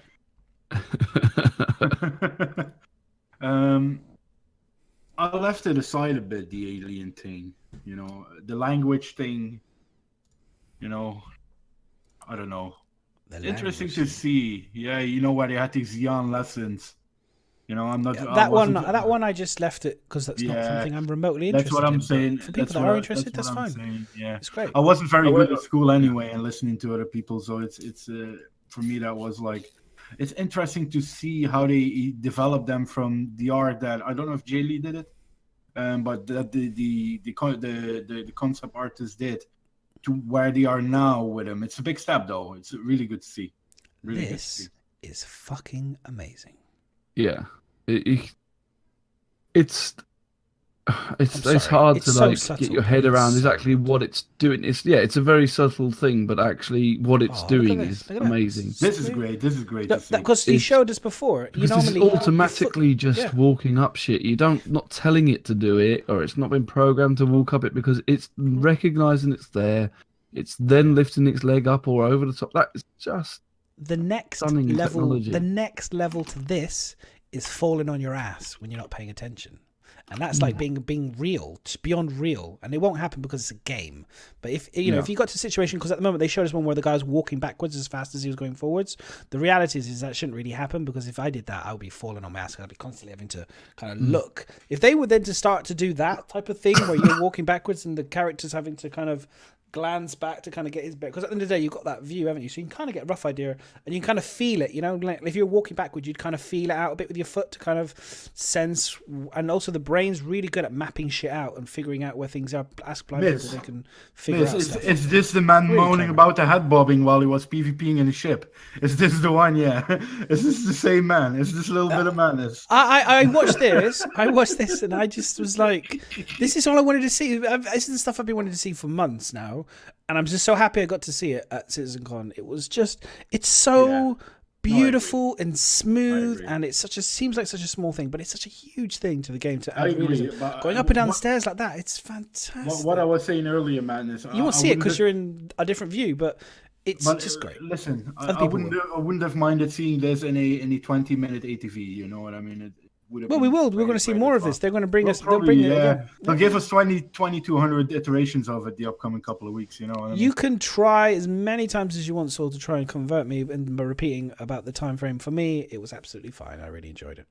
And I got to see all the different armor, which was really cool to see the heavy armor, which I'm still not a super huge fan of, if I'm being honest. It's a bit buggy. It's more of a remake, they said, of the. So what they did with most of the armors was develop them from scratch, and with the new marine stuff, they basically grabbed the old one, used them as old models, and worked from those. So that was interesting to see that way of working. You know what I mean? I think they did a great job with it. Auto watch me, mate. I do, bored. I do. But it's this. Look at this. The running, like. Because it's doing it slow, and then he's running and doing it. And there's this slow, there's fast, there's backwards, there's forwards, there's over, there's just... The gun, have you checked the gun? The guns, that's what I'm saying, the gun's looking great. Look at that, he's just... It's just incredible, absolutely incredible. Yeah, I it was can't. amazing. The way he moved, it's just wonderful. I mean, I wonder how much of this is mocap, and how much of this is just the created through a traditional animation, like moving the figures. I'd love to know what the balance is. I imagine a lot of it's mocap with fixing. Mixed with whatever this procedural is, it what the procedural frame generation stuff that you're talking about, Board. Yeah, I mean the people that were there, it was stunning. Just like, I'm sorry. I don't know if you covered it, but like with the head bob thing, like I think there's an element where NPCs, their heads may well look down as they tread over things or whatever. But I think as for the player, it would, like, because you're first person, you wouldn't want your head to you wouldn't want to have to keep looking down every time you're walking over stuff. It would just ruin your. It would ruin the game. It's too gameplay, realistic. basically. It's too realistic. It's not needed. I wouldn't do it. You know, sometimes you have to break realism for a computer game, for crying out loud. Yeah. So exactly. that's all I was saying. They've got to a point, in my opinion, where you can't get any. You can get better. To say that you can't get better is lie. You can always get better and stuff. But they've gone so good with that. So good. Yeah, I mean, that's one of the ones I missed. But when I watched it This back, is so funny. it was The blind guy. Sorry. just amazing. The memes. Has anyone seen a meme yet? Because I saw this and I was like, this is your NPC. This is the basic NPC that you get with your turret now. So if you buy the bottom level, this is the guy you get that's going to fly your ship, potentially use your turret for do you. a better job than me. So this is the guy. Is he blind? Yes. He'd do a better job than I would. This is the guy that's going to help you. This is a serious question. Is he blind? Is he like a? They're talking about the way they were talking about the way a blind person like analyzing. This is what I was saying about. This is what I love about these guys is they take real natural real situations like the ability, like blind people. Like I said, you can, if you were to close your eyes and stuff, and you could map out a space, and your brain can remember where things are and kind of like figuring out shit. It's incredible. And like I don't want to go into it, bore the show. You had 45 minutes of watching it, so you know. Well, he didn't watch it. It was 10 minutes of it. No point going over it. Not going over it, but It was amazing. Busy. How did you call it again? Was there any more? Networking. I think that was it. Networking with Rifeus. I agree with it, Bernardo. This is like the technology that CIG is pushing out now is like it's way up front that people are going to want to come and they're going to want to know how to do it or copy it. You know. Oh, here we go. This was it. This was cool. This was the bit I wanted to see. I'll try and go. Is it the one he balances on the two rocks? No, that one was very cool too. But the I don't want to go. We could be here for hours on this segment alone, and we haven't got that much time. But I just love the way they kind of have they got it here. Sorry, I'm just trying to. The way he kind of walking over and the way they showed you how it kind of the little box that goes around him, like 2 meters, you know, just to kind of figures out the terrain. Thought that was really cool. There is another one. That's like the blind man type thing. That's what I think. That's what they're trying to say. Yeah, like it analyzes the area around it. Yeah, there you go. Walking, and that's how it works out how to put its feet and everything. This looks good. This looks really good. So good. There's one where it's balanced literally on two rocks, which is freaking amazing. Yeah. Well, because they showed earlier they talked about how, you know, when normally in games, your character, we've all done it, you stand on one edge with the very tiny corner of your character, and then for some reason the whole rest of the body is way floating off. Yeah. I'm curious to know if I'd love them to show us the point where you can break this, because the reality is that's what's going to happen. People are going to try and figure out a way to make your character fall over. So I'd be interested to see them show us the falling over. Did they show it? Does anyone know? Because I didn't see any bits of them actually showing the guy falling over, tripping over, or being pushed to the point where the mechanics, he actually physically falls, because that would be really cool. Really cool to see the guy actually fall over. I'd love that. That would just be the creme de la creme for me. I don't want to hear your excuses, Rifeus. That would be the creme de la creme. So yeah, I'm going to try and kind of go to some other highlights from the show. Kind of bring them up if we've got them. What the ones have we got? Let's bring them up. Where are you? Can do this alone, Mattis, can you? The art of Stanton. Oh my God, yes. God, yes. Sorry, just briefly. I'm sorry. I could do this whole thing alone for sure. Don't worry about it, dude. So we go back. So the art of Stanton. So this was great. I don't know about you guys, but I absolutely love the concept artworks for me, because it just sets the tone. Absolutely sets the tone for the planets. And it was It was incredible. I mean, such a good highlight. But we will do ice soon. So again, bring this the music, part, we'll bring the it's about... I didn't like the shirts though. The wet t-shirts. I don't know what you guys thought, but these shirts, unless you are Ronaldo's body, this material and this color and the way that it makes you wet ain't a good look. I'm sorry. It doesn't go. I thoroughly do not recommend them. I don't know if they sold these guys to you guys, but trust me, it makes every ugly part of your body. It's not a good look. I'm sorry. He's a smart choice. Not good. Are you on about their t-shirts? Yeah. Hang on. Oh, madness. Who cares what kind of sweaty t-shirts they're wearing? No, it's important. Look, it's just not good. Yeah, the one on the left there said to Chris Roberts, I'm not wearing that. He's like, I'm not fucking wearing that.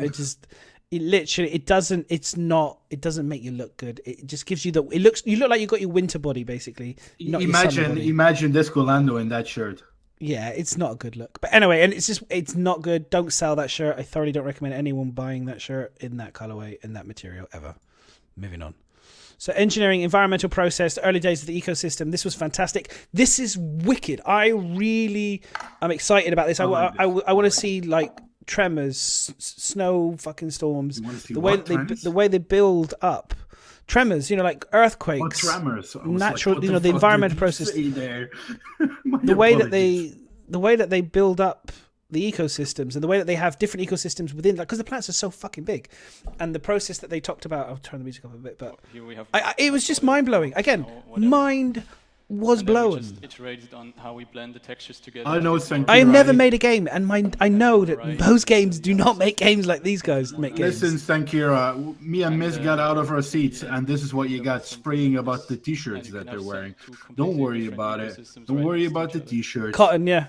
You need to moan about something today. Let it be the t-shirts today, and not cockpits and who the heck is looking at the t-shirts? Hey, it's just the way I look at stuff. Had like a 2x2 meter square. It's Threw it down somewhere. It was because the first thing I saw when they first came on, literally, because I just see them. The first thing I see is them, and then the rest was the presentation.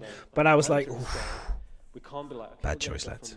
You're not moaning if you see Cristiano Ronaldo in such a shirt. Bad choice, lads. Can you get that mouse away from me? We can't go to that detail yet, so we've got to think about like this global. And then when you saw like Shirts, those slides, which I'm just saying, don't buy them, boys. You're not going to look pretty. Listen, just buy whatever you want to buy. No. Unless you have Ronaldo's body, don't buy those shirts. And then eventually, you just get like these breakthrough moments. I don't want to generalize the community, but I think most of the Star Citizen definitely do not look like Cristiano Ronaldo, and that's including myself. Last year, the start of last year's Homestead. I'm more kind of Ronaldo, like I say, the boxer out of shape. Yeah. Your head is way too big for it to be Ronaldo. Yeah, we haven't seen much variety. Well, we Yes! have quite a variety of rocks on our This was good to see. You can even get your ego out of the Rocks. hallway where the football players come out. It was so good to see the rocks. I don't know about you guys.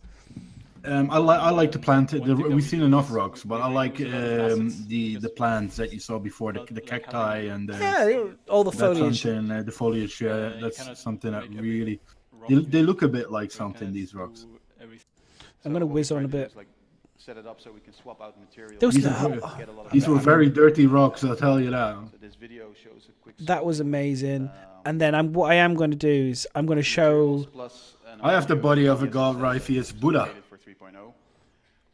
Was there any highlights within the environmental process, like a time stamp that you guys want to kind of like give us a shout to? No, just put us on the other tree screen and zip through it and bring it up again. Because I don't think. How do you feel about it, Miss? What do you think? There was so much. Totally agree. There was totally agrees. There was like I'm just. So, Miss, you get up.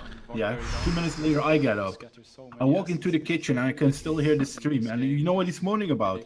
The T-shirts that the guys were wearing at the CIG guys. So he's moving past the T-shirt. I'm moving past the T-shirts. Complaining about the material of the T-shirts. Trust me, it was that fucking not in there. That was the best material to be using. Well, that. Sorry.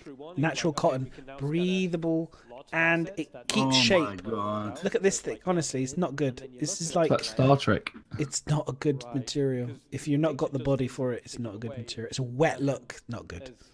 Not good. Do you think these shoes they make in Vietnam for £2 that is natural breeding material? I'll tell you what.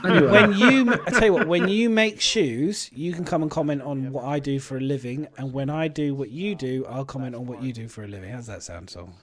Otherwise, for now, keep That's this. what happens. You leave Madness alone for 2 minutes, and that's it. You'll find something to discuss. You'll find something to discuss. Yeah. Keep this zipped. Now he's until you know angry what that I we're talking about. mention it. I love the fact that they build the material. This is again, we're talking about tools, like Miz was Talking saying. about the materials again. It's just like what Miz, like this is what you were talking about in terms of like for your Mizbot and everything. You know, it's all about building those like tools. substance painter type thing. It's all about building those tools. And what they're talking about, you know, like at the end of the day, it's such a scale. Again, we were talking about the scale. You can't do the minutiae details. You know what I mean? You have to think bigger and then kind of make that work and how it seamlessly kind of integrates and stuff. They talk about it in here. It was fantastic watch. Thoroughly recommend watching it. We can't go over it all. I'm just going to move on to the graphics, dude. Let's just see if there was anything in here. Let's go. Oh, this was the one I think that everyone. This is the one, Saul, that you were struggling with. Which one is that? Yeah, I'll bring it up. This is the solar guy that looks a little bit like Mac. This one. Again, this was stunning. Again, a great presentation to show how all the layering. And this is your graphic processor. This is your CPU or graphic. I think it was a GPU or the CPU. All the shit it has to do in a second. The graphics to try and the graphics. And the tech engine. It's mind-blowing. It is cool to see, but it's not of my interest. Just not of my interest. And other people love that. You know, don't get me wrong. I just doing basic 3D. You know, you talk about all your different maps, your bump maps, your normal maps, all the rest of it. And then these guys have about so many 17 maps, other maps that I've never even heard of before. And I was just like, holy shit. Oh, there you go. This is Mac. He looked a bit like Mac's brother. You think? Yeah. He had a little bit of a Mac look about him. He has a bit more chin than Mac has. So it was talking about like he look, poor guy. Everyone else had multiple people. And he had to do a 50-minute presentation on what was quite a tricky, you know, quite a dry topic of conversation. He did a fantastic. Alistair, great job, mate. Madness. Alistair, they probably tried this out before in the office. Great job. And Alistair couldn't stop talking, so they said to Alistair, you know what you do? You do it fucking alone. Well, maybe. But, I mean, he did a great job kind of breaking it down. It was a bit dry, so I'm just kind of whizzing on. I'm just going to go to the bit that I thought was pretty sweet. We got to see... The lighting, that's good looking. You got to see Mr. Hamill. Just showing you all the lighting, because obviously we've seen a little bit of the way they're lighting up inside the helmets and stuff, which I think is really important. So stunning. I mean, this is zero. That's zero on the face, which looks absolutely incredible. Space football. Yeah, filmic tone mapping curves. It blew my mind. Honestly, most of this went over my head, and I imagine it went over most of the audience's head. But for the small number of people that are really interested, and I was genuinely interested in it. It was really cool. And again, this is the cockpit. So this is the conversation. Physically based glass shader. And it brings up another topic of taking damage. So what do you guys think of the new... I'm not discussing cockpits with you. Of the new cockpit. It looks really good. The way it distorts. I think it's wonderful. It's just, you know, everything they've shown, it was just... The level of detail has never been a drawback in Star Citizen. It's just phenomenal. They nail it every time, and when you think it can't get any better, they come along with something else and make it. They needed to as well. I think they needed these improvements as soon as they brought planets in with different kind of lighting, that sort of things. They really needed it. I think it looks super sexy. I would like them to show us some anti-glare technology on these cockpits. I'm being genuinely. I'd like them to show. I mean, this is all looking beautiful, but I would definitely like them to show some tinting options, potentially ability to kind of like, it is the future at the end of the day. And I have seen, Blade Runner and Sunshine, where you can tell the computer to tint the glass. And I've been on a Boeing aeroplane where the window, if you touch the window, it changes from blue like a dark blue to a light blue, and it will actually go black out the whole window, so the sun is blocked out, and you just by touching the screen on the side. So the glass, or that's just like no more having to pull down the thing. You press a button, and it dims the glass on the aeroplane. So, and that's now, and this is the future. I mean, come on, that really should be in there. Oh yeah, this was amazing. The physical base glass. Look at this. That was so cool with like the cracks and stuff on the. I was thinking that is fantastic for taking damage internally to cockpits, and maybe if you get shot. How my screens are going to look most of the time. Yeah, exactly. But why won't it start? Another fucking dropped iPhone. God, yeah. So yeah, I was really impressed with all the physical base crap. Again, like I said, a lot of people got bored and they maybe missed all this stuff, and that's fine. It's for other people to pick up, I guess, and show them. But it was a wonderful presentation, as all of the presentations were. I really like the new format. I know they were asking about it, and you get multiple thumbs up from me. It was fantastic.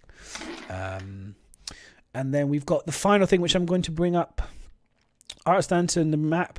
I'm going to bring up the consolidated Pioneer, the video, and we're going to listen to the whole thing. This was great to see an old school. We haven't had a really great advertisement. We've had several advertisements, but this really harked back to the advertisements, the old school ones that we had. So I'm just going to bring it bad boy up. Oh no, this is them talking about the Pioneer. Sorry, apologies. I'm going to bring up the video in a second for the Pioneer. This was just them discussing the Pioneer, which we've already talked about. But I'm going to bring up the video for the Pioneer. So give me 2 seconds. You guys can talk amongst yourselves, Ms. And for like 30 seconds whilst I find it. 1, 2. Did you buy the Pioneer? 3. Oh, did I buy the Pioneer? Actually, did anyone in chat? Has anyone bought the Pioneer? If you have, just say yes. Who's no. bought the Pioneer? I think Uber Nerd, you have a Pioneer, don't you? From what I understand, I remember somebody was like giving you the big congratulations and stuff on your stream. With I think the he bought it 30-second live. delay, he'll answer just in time for Madness to get the video up. Sorry, I've got the video. I'll wait for his response. Wait for other people to chat about it, to say they got it. Congratulations. Perfect for your org. I think it's if your org, like, I wouldn't be surprised if like the Red Panda org and stuff. If you are a industrial based org, it makes complete sense. You know what I mean? Like, it's the right type of ship.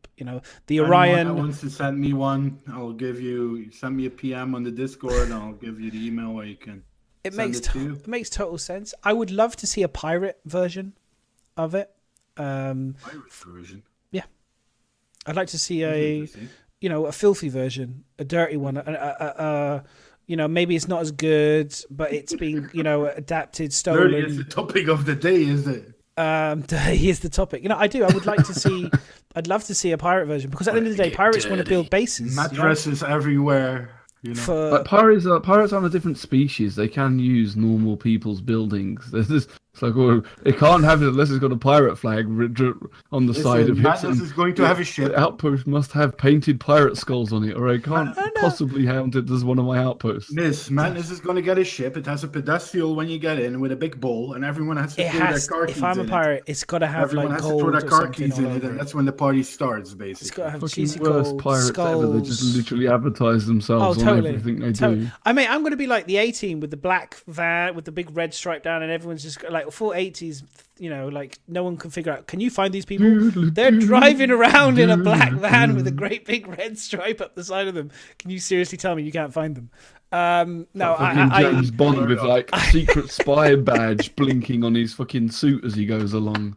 Oh yes, I've got the customary pirate. Run the pirate flag up. But that was old school. You had to let everybody know you were a pirate. You'd run the flag up, and everyone was a bit crazy. I hear what you're saying. I do hear what you're saying. But I like the idea of not. It doesn't have to be the same design. Actually, I mean, it could be literally a different ship. But even pirate ships, in the sailing method that you was on about, they hid their flag unless they wanted to actually go and capture someone. It wasn't on display all the time. Mine was on display. It's always on display, man. There it is. Come and get me. But that's along with your name tag. What Miss says is obviously correct. The most stupid pirate is the one with the flag constantly out. So I think it's good to have different color variations, man. But I wouldn't say we necessarily need a normal human one and a pirate one. That's bullshit. You could have different color combinations. They already did it black and red. They did it with a caterpillar. Yeah, but that I think is the stupidest thing to do. You know what I mean? That I think is the dumbest thing you can do. It's like someone's going to rob a bank and he's already driving guns blazing towards the bank. Yeah, we're gonna rob the fucking bank. No, you're. Yeah, for in your universe. I do. I just disagree. I just think Let's it's great. play this advert. We don't need it now. But it's something I would love. I can't wait for them to do different more. color like a smaller version of that different shit. Color a smaller, maybe not necessarily. It doesn't have to be a pirate one, but it would be nice to have a smaller one that does smaller pioneering stuff. A little people one would be nice. Little one. Maybe that could be the a little like the Zoolander style. What the hell is this? It's supposed to be at least 300 times bigger than this. It's like the Mustang. You have to crawl to get in it. Robbing a house with a stripy top. You know what I'm. Here we go, guys. All right, we're going to bring up this video, and then we'll have a look at some questions. We're going to go through some questions. I think Madness has played a lot of Sims. We're going to go. We did this. I'm excited about this, so let's just bust this video because I'm not joking. Last CitizenCon, I shed a tear when I saw the procedural planets, and this actually, I brought a tear to my eye again. This was wonderful. It may bring another tear to my eye.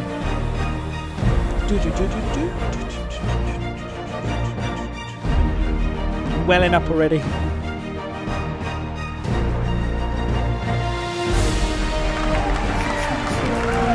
The hands and the face texturing weren't great, but the lip was amazing. The eyes needed to blink, and the voice was great. Shut up, I'm listening to the video, man. Stars. They've become such a familiar backdrop of our day-to-day life that it's easy to forget what they mean. That one. That little dot right there. That's Bremen. This one over here, that's Saul. Think about that. Just a handful of these dots represents the breadth of human expansion. Another handful, and you've got Banner, Jean, even Van Duel systems. That's everything we've ever known. Every piece of art, every life, ever, right there. In 2 handfuls of dots. Now that means there's so much more to find. Behind every one of those points of light is a story waiting to be discovered. Now in our distant past, it was the province of governments to explore and understand space. The simple launch took resources and money beyond the capacity of even the largest companies. But then RSI introduced the Zeus, and suddenly regular people were able to explore our solar system, allowing an unprecedented amount of knowledge to be discovered. When Nick Croshaw discovered the first jump point, the modified scanner array that allowed him to search for jump points were far too expensive for the civilian market. But once that technology was refined and open to the public, what happened? That's right, an era of expansion that led us from this to this. And that's how it's always been. If you look at all the great eras of human history, whenever innovation has put technology in the hands of the people, it has heralded sweeping discoveries. Because power in the hands of many will always exceed the power of few. So while we can now discover new jump points and systems, there's still one hurdle that remains. That's what to do once you discover a new planet. Because right now, only the largest corporations can terraform and establish settlements. Easy. We haven't simplified terraforming yet. No, I'm here to announce something equally exciting. Albert Einstein, the man who redefined human understanding of the universe, he once said, "The person who follows the crowd will usually go no further than the crowd. The person who walks alone is likely to find himself in places no one has ever seen before." An insightful sentiment meant to inspire thinkers and creators to push the boundaries of their understanding. It was, after all, said 1,000 years ago, before humanity had left our homeworld. So clearly he was speaking metaphorically. Today, as I just showed you, the unknown is out there, waiting to be discovered. For those that are looking for those places that no one has seen before, they are faced with a daunting challenge. What do you do when you get there? Up until now, it's been the province of governments and corporations to pave the way for sustained habitation. The power has been in the hands of the few. What if I offered you the ability to build your own settlement?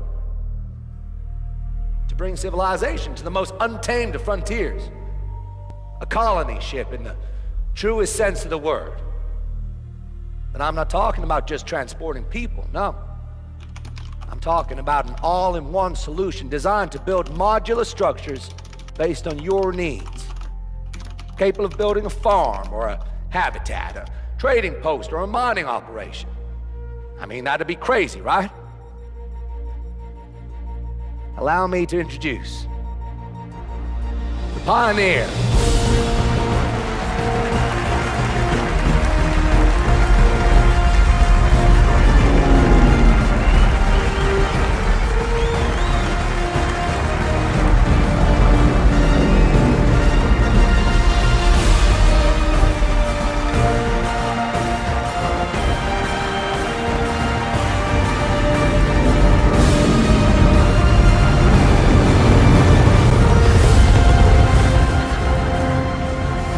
With that, let the new age of colonization begin.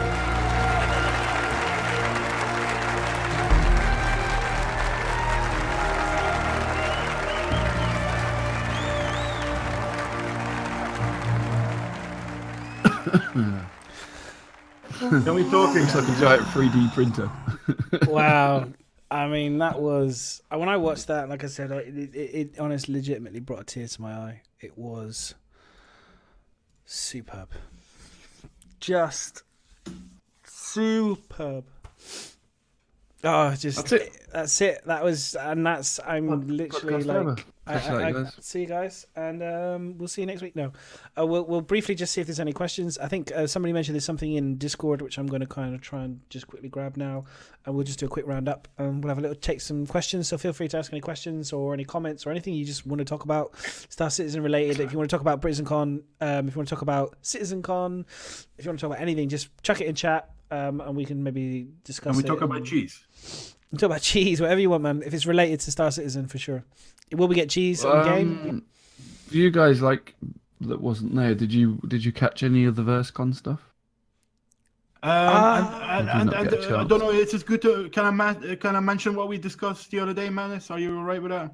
With regards to the fact that I struggled. There wasn't to find a lot to find. Yeah, we really struggled to find anything except Paul doing the Twitter seemed to be the best solution to find it. Yeah, there was Paul did a captain's thing, but of course the problem for me was the time zone, obviously, because they're so far on the other side of the world. You know, I'm in bed. I was in bed, I think, when they were doing certain things. I kept up through Twitter, lots of likes, lots of follows. It looked like it was a good fun event. It felt like it was the same thing that happened for BritainCon last year. It was the first event, people kind of sizing it up. They went big. They did a great job, I think.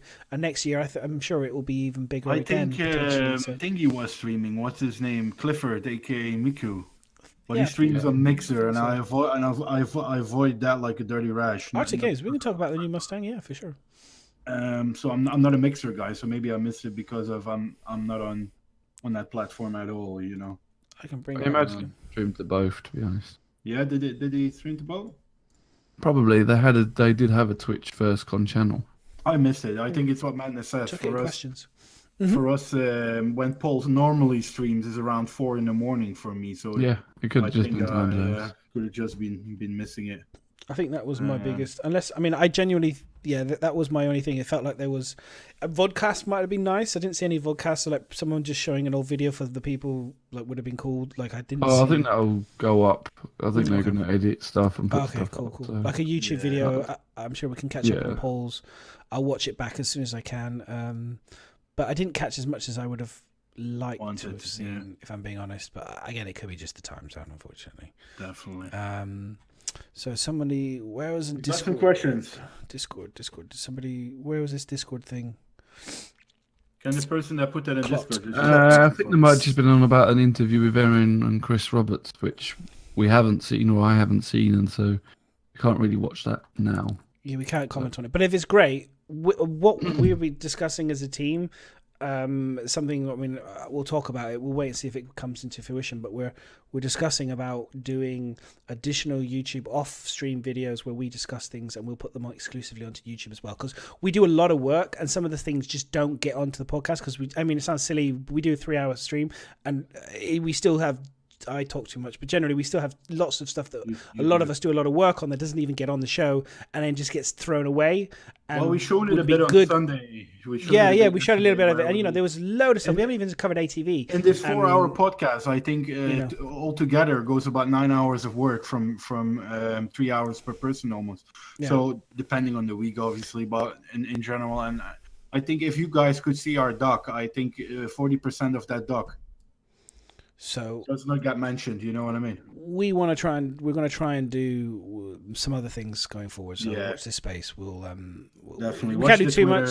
We'll try and add some other Discord. things. Yeah, and if you want to ask us questions, chuck it in the questions. Just let me know. Make sure that questions is open to receive questions, and I'll let Ms read out the question. Ms or Matt, so you guys can read out the questions. It's fine. Go ahead. Whoever wants to take over. Ms, you go for it. Yeah, go for it. Let's start the. When is 3.0 out? Yeah. The first one is Headclot, and he says, "Does this mean we will be getting our hands on the mod tools sooner than later?" I think it's probably because he asked that when we were doing we were showing off we was talking about the tool sets, and that wasn't me basically. Yeah, I don't think so. I don't hope that early. I think they should wait with those things till the game is a bit further developed than it is now. You know what I mean? Things have changed a lot since the original as well, so I'm not even sure how close we are to getting it.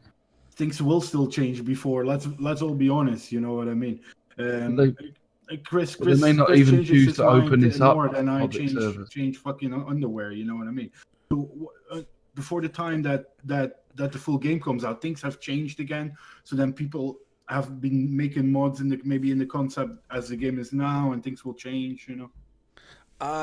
For me, my thing is how many other games out there does the modding community get access to the mods before the game is like even into beta or finished? You know what I mean? I'm curious. I don't know enough about the modding community to be able to give you a fully kind of honest thing. I can just if someone was able to tell me to say, hey guys, here's every game that's a mod that engages with the modded community, gives you mods before the game is even finished. Because I'm thinking of things like Fallout is the only kind of like mod game that I've ever played where it's like the game's finished and then the mods, then they're able to then do all the modding afterwards. So for me it would be, we won't get it any earlier than the game's finished, in my opinion. But I mean, that's just, I don't know enough about the modding community. So. I think we'll get it anyway. You'll get it. I just think it will be a lot later, unfortunately. We don't know. Okay, next question is from Guest, and they say, give one personal expectation from this CitizenCon 2017 that you were disappointed that CRG did not show in the presentation. More ships. The mechanics for me still. I'm still very hot on. We talked about it earlier, and I think we just want to see some actual mechanics working. I think. Yeah, I'd like to see mining, doing stuff. I'd like to see the Reclaimer actually grinding up and doing shit with ships. I'd like to see, more of the actual, flying over the city. Like I said before, is visually stunning, cinematic. It's beautiful, and I'm not by any means. It doesn't make me bad at all. I love that. Fantastic. I'm really excited. But yeah, I mean, if there's anything I'd like to see more of for sure is mechanics. Well, mechanics. I said it to you on Friday, Madness, and I said, I had something in my stomach that said I'm going to see a Carrack or I'm going to see a ship that they really hadn't talked about for a long time, but that would have been in. Remember that we had that pipeline of ships a while back with all the dates in them, which obviously they did not keep to that. But I was hoping that they came with a surprise ship where they said, we haven't talked about it a lot lately, but here it is. And that's something that I would have expected. Maybe a Carrack, maybe the Myst Freelancer variants or something like that. You know what I mean? The carrot's I only would a have white box expected soul. a small. Yeah. It's I not a would white have box, though. expected a tip of the. How do you say this? You know, a little bit of a reveal of whatever. Just the tip. Yeah. A little reveal of whatever. So you're completely vague on me, buddy. What are you saying? No, He's just saying he wanted to see a different ship, like a I want ship. to see another ship. I Okay, That's so what the he's saying. Sabre. He was hoping to see something else. We saw the Sabre. They gave us a sneaky peek with the Mustang the new Mustang kind of rework. But that's again a new ship. Banu you know what I Merchantman. mean? Would you like to have seen more? No. A new version of the Banu? But No, that we should love the one Banu. wasn't originally planned for I'd like to see the Van quarter rework, one would of be nice. 2018. But I think if you look at that, and I looked at it on Sunday evening, and this original line that we had of all the ships where they said, "Oh, this ship we're going to do in July, this ship we're going to do in August, this ship we're going to do in September," you know, or this ship has this time span, this time. I haven't really seen any of those ships yet at all, you know. Okay. The Prospector, we've seen the Prospector, you know what I mean? That's the only one of those ones, and the Terrapin. But for the rest of it, we haven't seen really. We've seen quite a lot of ships, dude. More anticipated ones, I think. We've seen a lot of ships. If I was to, there's a lot of ships we've seen this year. We've seen a lot of new ships, Madness. But we haven't seen a lot of the older ships. But there's not, like we said, I don't think there's that many left to see the old ships. There is. Anyway, we'll move on. We'll move on. We'll move on. So are you following the game? Actually, just briefly, I was going to say Squadron 42. Not something I was disappointed actually not to see. It sounds ridiculous. I know most people would still say it. I genuinely don't want to see much more than trailers only for Squadron 42. I know other people do. I don't. I really want to just get the game and enjoy it. I don't want to actually know too much about it. Just a couple of trailers, maybe a gameplay video when the game is about to be released beforehand or something, and then I just want to play it and just enjoy it. I don't want to. I don't want to be drip fed it. We said it before. I don't want to be drip fed. Squadron 42. I really just want to get. Don't watch the holiday live stream then. Yeah, I'm nervous. I'm nervous for it because I'm like, well, Squadron 42 is supposed to be really. I mean, Andy Serkis kind of sneaked out saying that it would be 2018 when we would get Squadron 42. So don't listen to Andy Serkis. I'm hoping it. What does he know unless he's sitting there in development with Chris Roberts? What does he know? What does he know? But he will have just known that's probably the date that they're aiming for. Exactly. They were aiming for 2017, 2016. Yeah, don't worry about that. I know, but I'm just like I don't want to know too much. I know. The next question was from Mr. 2D Muldoon, and he says, "Do you think they should sell city apartment only game packages?" I would buy it. I would say they should sell city apartment packages with an 85X, some sort of like vehicle that you can fly around the city with that can't go out of the orbit, but is just for flying around the city for planet only. Just that would be a cool package, I think. I would buy it even if it was just ours. They could. I definitely want them to sell apartments in the game. If I'm being honest, it sounds silly, but I actually would love them to sell apartments. Build buildings, so you could buy buildings now. So you're no longer just buying spaceships. You're actually buying physical buildings. Would be awesome. Like you could buy penthouses. You could buy luxury. I'd love to be able to buy.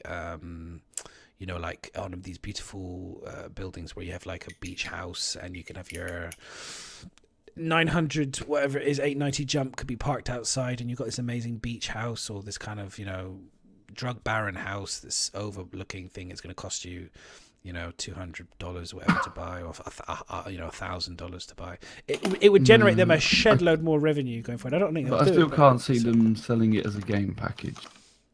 I don't know. I mean, I don't know. You could.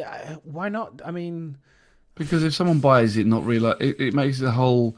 Well, we've already moaned about the website, and it's got to come with a ship. It's got to come with a basic ship. That's what I'm saying. That's what I'm saying. So it's not going to be just an apartment-only package, is it? No, that's what I'm saying. I don't know. Package it's in just apartment package, only. Yeah, but not just apartment only, because I think everything's going to need a ship. Yeah. Just because, like, it just makes the whole web page more complicated. If someone buys the wrong one, then it's all, they've got to then chase up people putting tickets in saying, well, why haven't I got a ship? And it's I don't know. I just don't think it'll do that. Yeah, exactly, Carlos. Seems a little bit pointless. I think for the future, it's definitely something for the future. I would love them to implement, like with hangars now. You could potentially buy a ship now and you get an apartment rather than just a hangar. Would be kind of cool, like way of doing it. So now with certain ships that you buy, you get an apartment to go with them. They'll be kind of cool. So some of these city-only ships, maybe a new 85X or something, you buy it and you get an apartment with it rather than a hangar. I don't know, might be kind of a cool way to do it. I don't know. We'll see. We'll see. Maybe that's what apartment. Maybe that's what hangars will become in the end. Apartments. I don't know. I'm curious to see what the whole stuff with hangars is going to be. Yeah, that would be cool. Having your own little hangar. Let's first get ships for inner fucking hangars that are flyable. Yeah, for sure. Exactly. I mean, this is a bit further on. Next stuff. No, that was the questions. Oh, that was the questions. Fantastic. Does anyone have any other questions before? All right, everyone. We wish you a very good evening, and we'll see you next time in the verse. If anyone wants to brackets a question, we've got another 5. We'll give you 5 minutes if anyone wants to ask anything. Otherwise, we will end the stream and we'll end it. So don't give them 5 minutes.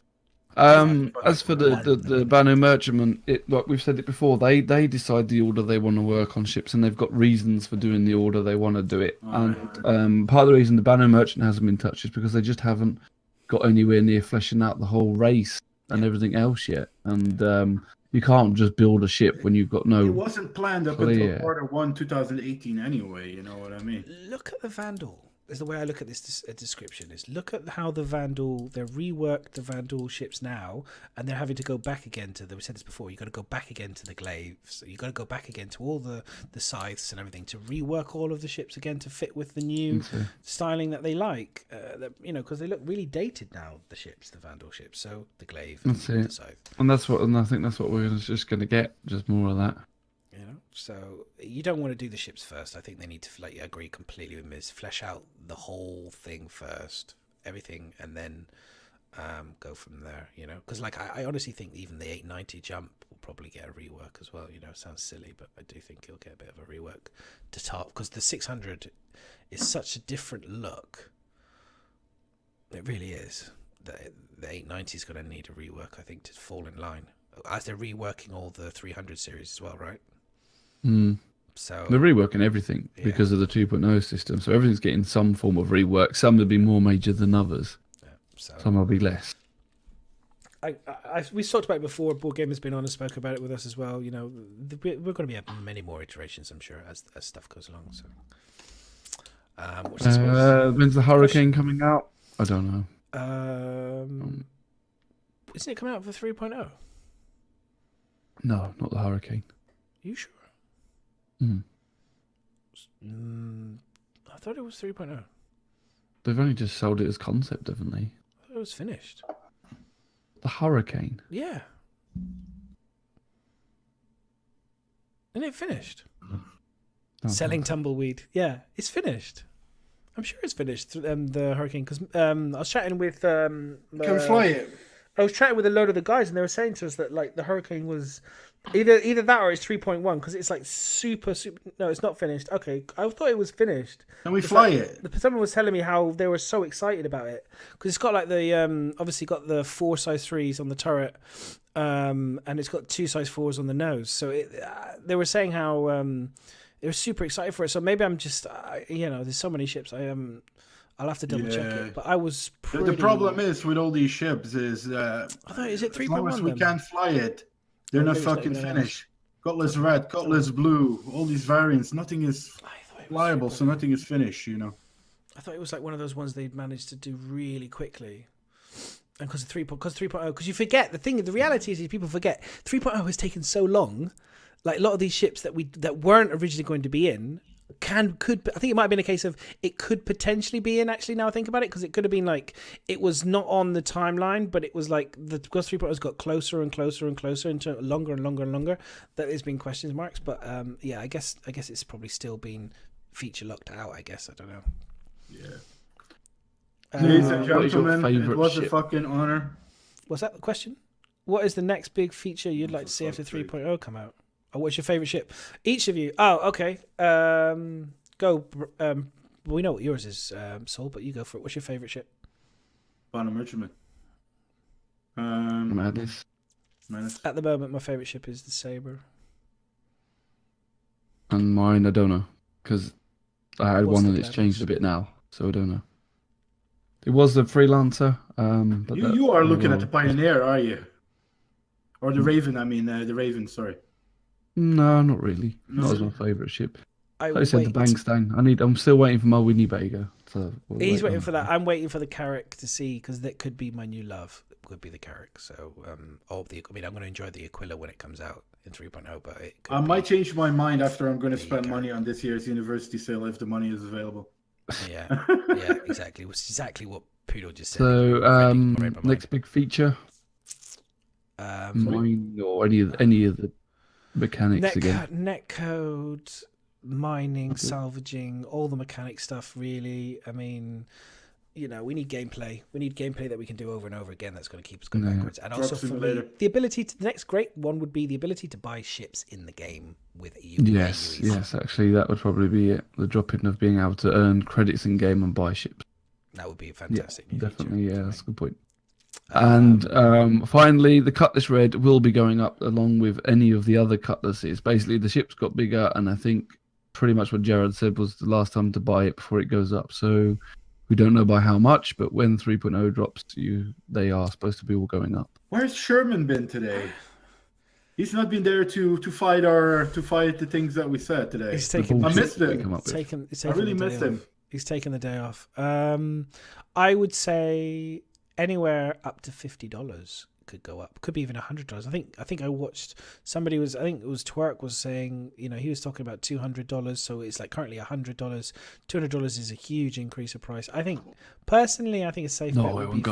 I was going to say a safe bet would be anywhere between $20 and to $50. I would say. If it goes up by 200, and anybody that's buying it now would be fucking minted. Goes up 100. Yeah, I would. That's why I've banked on it going up at least.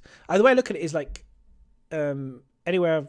I was thinking like the variants. The variants of the stuff are like usually $10 more, and so I was like, well, if that's a variant of a ship and that's got nothing but skin to it, and this is a big overhaul in terms of redesign, size, scale, I think $50. I think $150 to 100. Yeah, $150 plus maybe. I don't know. Nice. I don't know. Okay. Cool. Well, we'll round it more up better because I've got a spare one. I've got it ready to CC you up, so the better the more money it's worth for me. So exactly, I'm the same.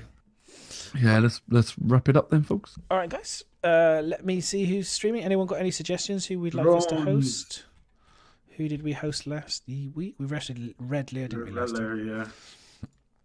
And we got Moon. We got Dr. Drones. We got Crucian.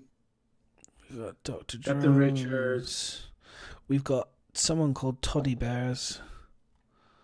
Matt Roboto. Time to get back on Twitch. He's not Mad Roboto. We could throw it to Mad. Yeah, Mad Roboto. Let's do Mad Roboto. Let's throw it to Mad. We've done drones before. Let's haven't done Mad. Let's give it to Mad. Okay, I'm going to throw it over to Mad. So, give it like a addicted share. Do we have a raid thing set up? Does anyone want to? Normally, Tingy is the one throwing that out. Nexus. Oh, he's not here today, though, is he? Bless him. I think he's slacking. Oof. We have to have words. We will have to have words. Thank you so much, by the way, guys. Thank you for everyone that's come and hang out with us today, this evening. Really appreciate it. I know, guys, you've probably been hanging out with gazillions of other people talking about this stuff, so it's really great you guys come and hang out with us. Hear our little opinions, our humble opinions on stuff. It's great fun. We really enjoy doing this show. And I am going to try. I haven't got time. Just say addicted, guys, and we'll all say hello. Addicted raid. Whatever you want to spend. Yeah, and go ahead and do it. Send our love. Thanks. Send our love, guys. Peace out, boys. Have a great evening. Take care. Good night. Bye. Good stuff, boys. There we go. Tools, extensions, outputs.